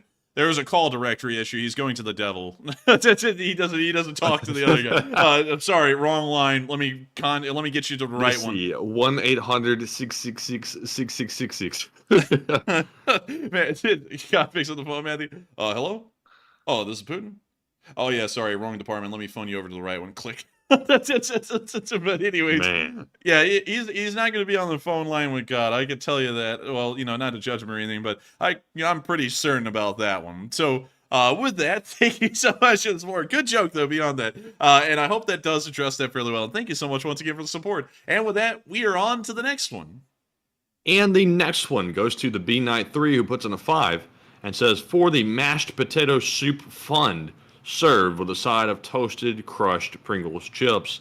Not the healthiest soup of the day, but a memorable one. I don't think I feel like that's like the like phrase of the day. Man, that might be the phrase of the day, because it probably wouldn't be that good, but it would be memorable, I suppose. That might be Prigozhin's last meal, based on the sounds of it, but still. Thank you for the support and coming up with an interesting meal idea. We actually ate pierogies tonight, funnily enough, which was a recommendation from one of you folks, and they are great. I love them. And so with that, thank you so much once again for support. I hope that does address that fairly well. And with that, we are on to the next one. And we have a 5 from Dilly Dillinger once again, who says, damn that dyslexia. And I gotta say, man, I mean, dyslexia is pretty rough, and they really screw with the dyslexic people by giving them the word dyslexic to describe their condition. Think about that. They can't really spell well because, for some reason it just doesn't work for them.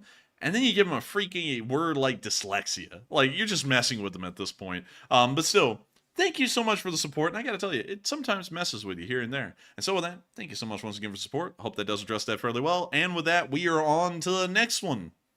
And the next one goes to Anthony James, who puts in a $5 donation and says, hello from Fargo, North Dakota. And could he have faked his death? And hello to Fargo in North Dakota. Where's Fargo? Let's see here. Wells Fargo. Wells Fargo. I have a feeling that's where the bank actually started. Well, there's Fargo right there. It's just a big and his grid. name was Wells, and he lived in Fargo. There he goes. There's the bank. I mean, like, maybe. Let's see what's in Fargo. Look for that goofy ass stagecoach driving around somewhere around here. Man, look for the people that are gonna take your money and disappear. There's something like that. You'll find the bank. I don't know about that. I don't know about none of that. I don't know. Allegedly. But let's see here. Rick's. It's snowy here. You don't see snow a lot where we're from, especially this much snow. I mean, like, hell, that's mounds of snow. But pretty interesting. This is what Wyoming kind of looked like, really. Like, like Cheyenne or Laramie. Kind of looks a lot like that. It kind of does. It's kind of really flat. Really flat, really snowy. Yep, that's North Dakota. Also, hold up. We'll keep you warm. That sounds like an ominous threat. I'm not gonna lie, man. We'll keep you warm. Like, in the wrong context, that doesn't sound that good. Like, there's auto sales place right there. Can you believe that when you buy there, you're paying there as well? Can you believe that? Dude, usually I swore, man, that if you bought a car from Mercedes, you went over to the Audi place and paid there. Like, I don't know, man. That's kind of foreign to me. But what's even I'm gonna buy a car from there. I'm gonna go pay like in another country. I'm gonna go to like Germany and give them the money. You're gonna go meet the Nigerian prince. Oh man. Well, let's see here. What else we got? First choice car care. I guess that's not your second choice, I'm supposing. Let's see. Lotus Blossom Ethnic Asian Grocery. All right, that's just that looks like a nice place. Yeah, that's actually pretty self-explanatory. I mean, there's nothing to really make fun of there. What the hell is this thing? Let's go down the street. Watch it be closed by the time we get down there. Let's see. Kids Fitness and Gymnastics, and the name of the company is TNT. I wouldn't send my kids to a place that's named after high explosive. Just being entirely honest, I feel like they'd die. Let's see. Short printer as opposed to the long printer.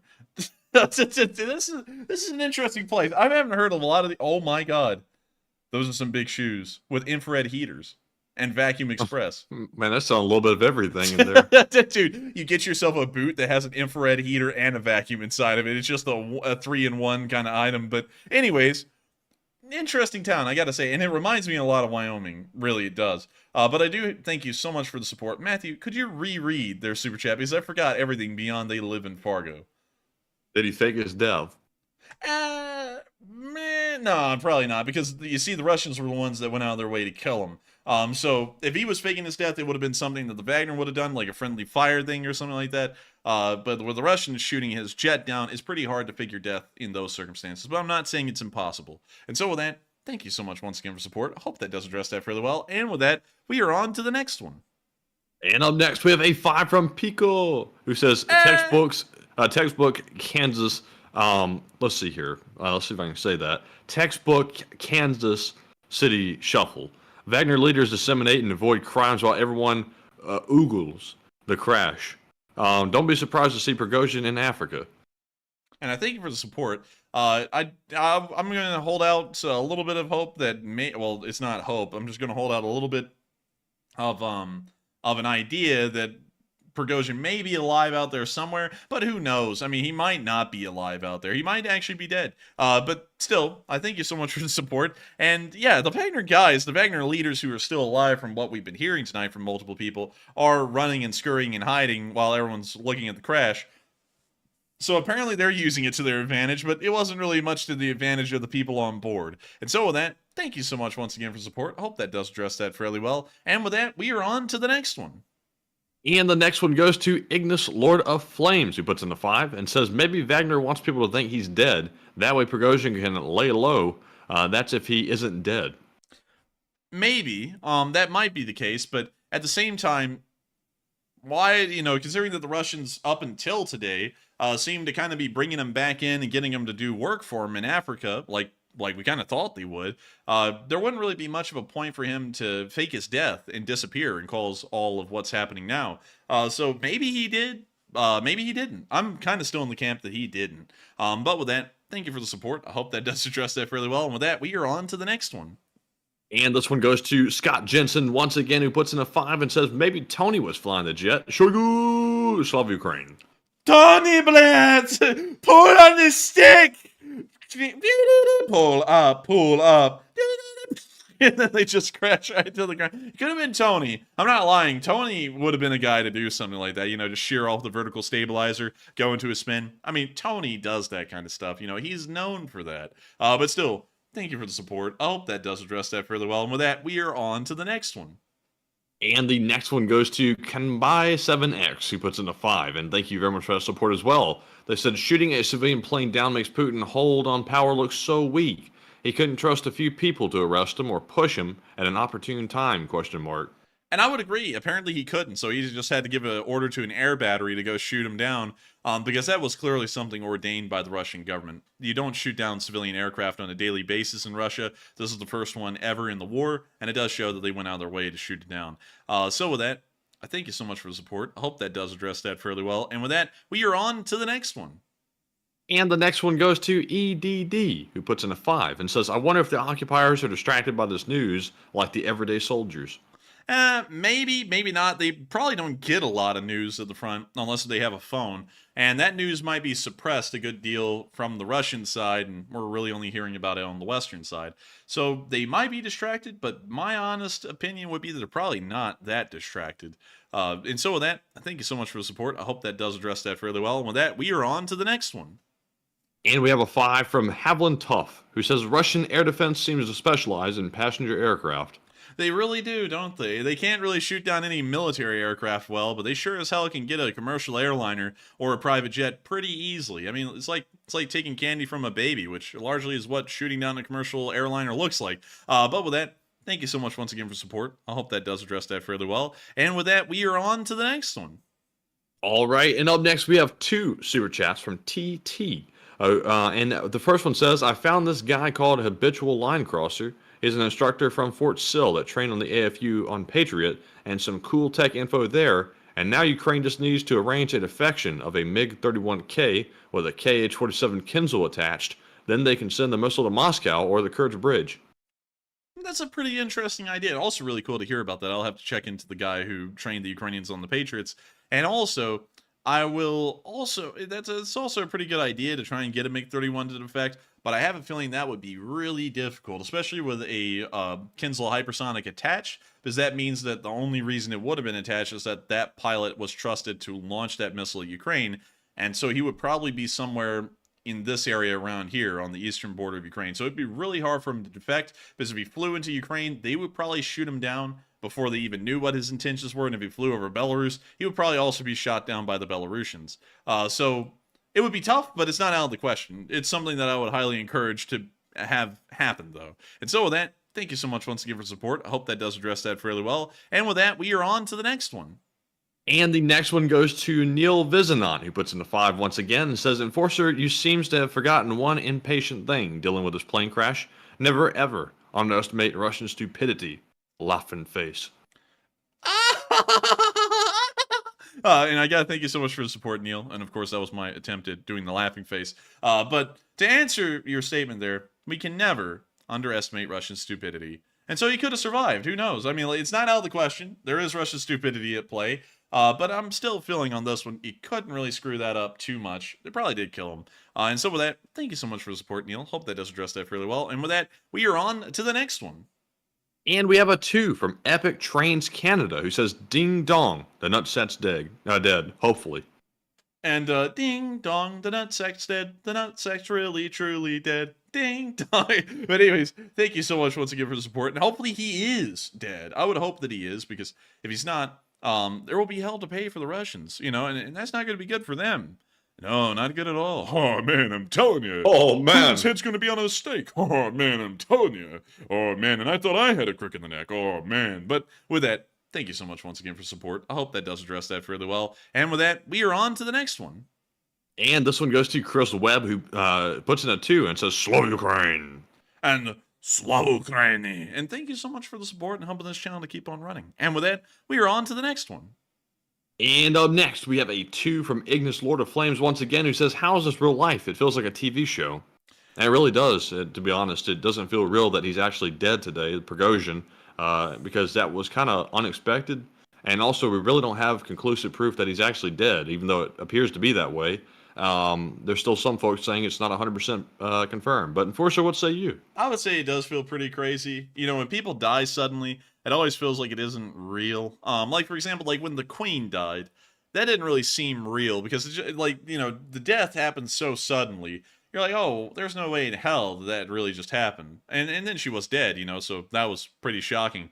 But anyways, he may be dead. I mean, like, I think he actually is dead because usually faking someone's death at that high of a level, it never really has happened in history, you know? Like, I know some people are about to say, Hitler's in Argentina. No, he's not. His ass died. Like, he died. There was witnesses there that dragged his body out of that bunker and then burned it with his then wife right outside of the Fuhrer bunker. That guy's dead. And I'm having a feeling that Prigozhin is probably dead as well. But, you know, if only Prigozhin could have had the Prigognition to know that that was going to happen to him today, maybe he could have avoided it. But with that, thank you so much once again for support. I hope that does address that fairly well. And with that, we are on to the next one. And our next one goes to The Legacy, who puts in a $2 donation and says, Prigozhin false flag, ? Wagner MOD Panzer versus Wagner jet. And apparently that little fight ended up with the Panzer winning because that jet came down tumbling. And so with that, thank you so much once again for the support. I hope that does address that fairly well. And with that, we are on to the next one. And with that being said, we are totally out of Super Chat questions. So once again, thank you all very much for that very generous support. No cap. We're moving on to our live chat questions. And up first, we have the Morse code decoders of the stream. Cliff Simonson, Mark Hodges, Earl Bernew, and Paul Schultz. They said tonight's Morse code cipher says, Russia just started their next major problem on their own again. Slava Ukraine. And that's the sound of money And y'all just hit the jackpot because y'all got that right on the mark. If they are already creating their own problems in the future. I'm so sorry, everyone. I don't know what's been with me tonight, not being able to talk well. I actually think it may be because I'm a little tired, but you know, that you have to deal with that stuff. It's a part of life. But y'all did get that right on the nail, and I got to congratulate y'all for getting the Morse code message correct on the 546th day of the war. And so with that, we are now going to be moving on into the live chats. But due to us, well, not really just us, me, I know my schedule tomorrow. I don't know yours, Matthew, but I have to get up at 5:45 in the morning. So, right now, I'll get about maybe 5 hours of sleep if we round out the stream here soon. So we are going to be answering 7 live chat questions, and then we're going to be rounding out tonight's stream to make sure that I can get some sleep, so that way I'm not as tired for tomorrow's stream. And so with that, we are on to the first one. This one goes to Sika Games, who says, what is your odds that Wagner steals Belarusian weapons? The odds are somewhat low, in my opinion, because they then will be making an enemy out of the Belarusian army, and I don't know if the Belarusians are going to be as much of a pushover as the Russians are, considering that the Wagner aren't really their people, they're Russian people, so there could be a little bit of a conflict right there. And so with that, I hope that does address that fairly well, and we are on to the next one. And this one goes to Shine, who says, do you think Wagner will get support from the Russian army rank and file? Yeah, I think they will. If they started a coup, I think there's enough people in the Russian army that are now sympathetic to their cause, especially considering that Prigozhin's a martyr. I would say that they probably would end up joining the uprising with the Wagner, at least some of them, because we heard about that a little bit during the last coup. And so with that, I hope that does address that fairly well. And with that, we are on to the next one. And the next one goes to Joshua Little, who says, do you think it's possible this is Prigozhin's attempt to make a second coup, take his own death to stage a second coup?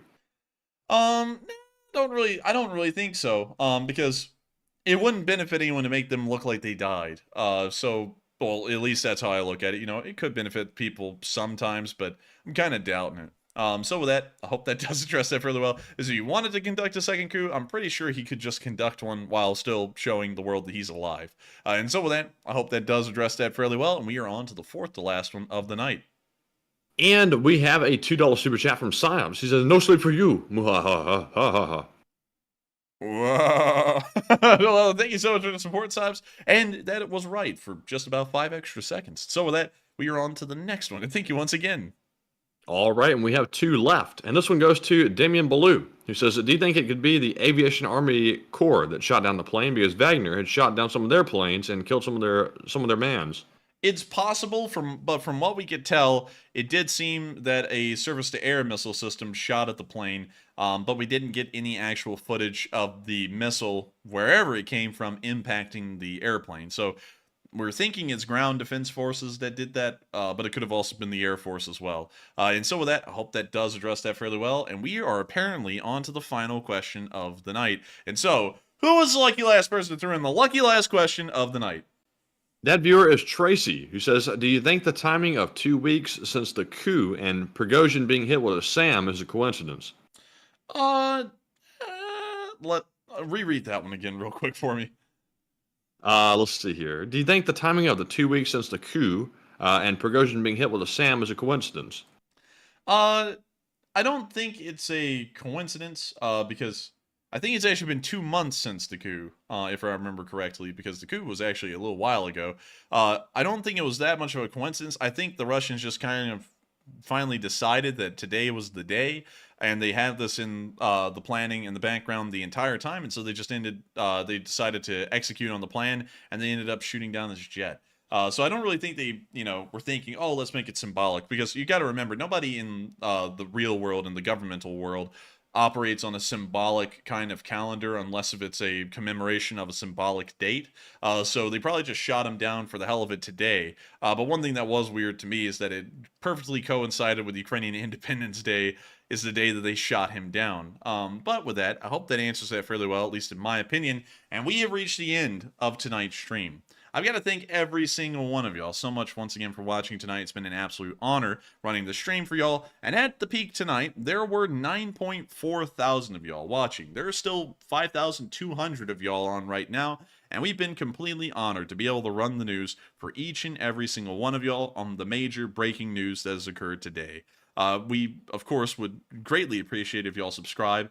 Subscribing to our channel actually doesn't help us to grow it, you know, in terms of getting viewers and things like that. YouTube doesn't even care about that. But it always makes us really happy. And Wheel was not said, nope, and that was right for 5 seconds. But it always makes us really happy when folks subscribe to our channel because it lets us know that y'all find this to be high enough quality to watch again and again. And if y'all wanted to watch it again and again, we always run these streams 6 days a week at 10 p.m. Eastern Time every single day except for Monday, covering the past 24 hours of the war in Ukraine in video and picture evidence. So make sure to always subscribe to the channel and also like and comment because that does help the channel to grow and helps us to reach more people. And I gotta thank you all so much once again for watching tonight. Of course, we will see you all tomorrow at 10 p.m. Eastern Time to cover the next 24 hours of the news of the war in Ukraine. Good night, good luck, take care, stay safe, Slava Ukraini, and long live the Lee Spring Army. The Lee Spring Army never dies.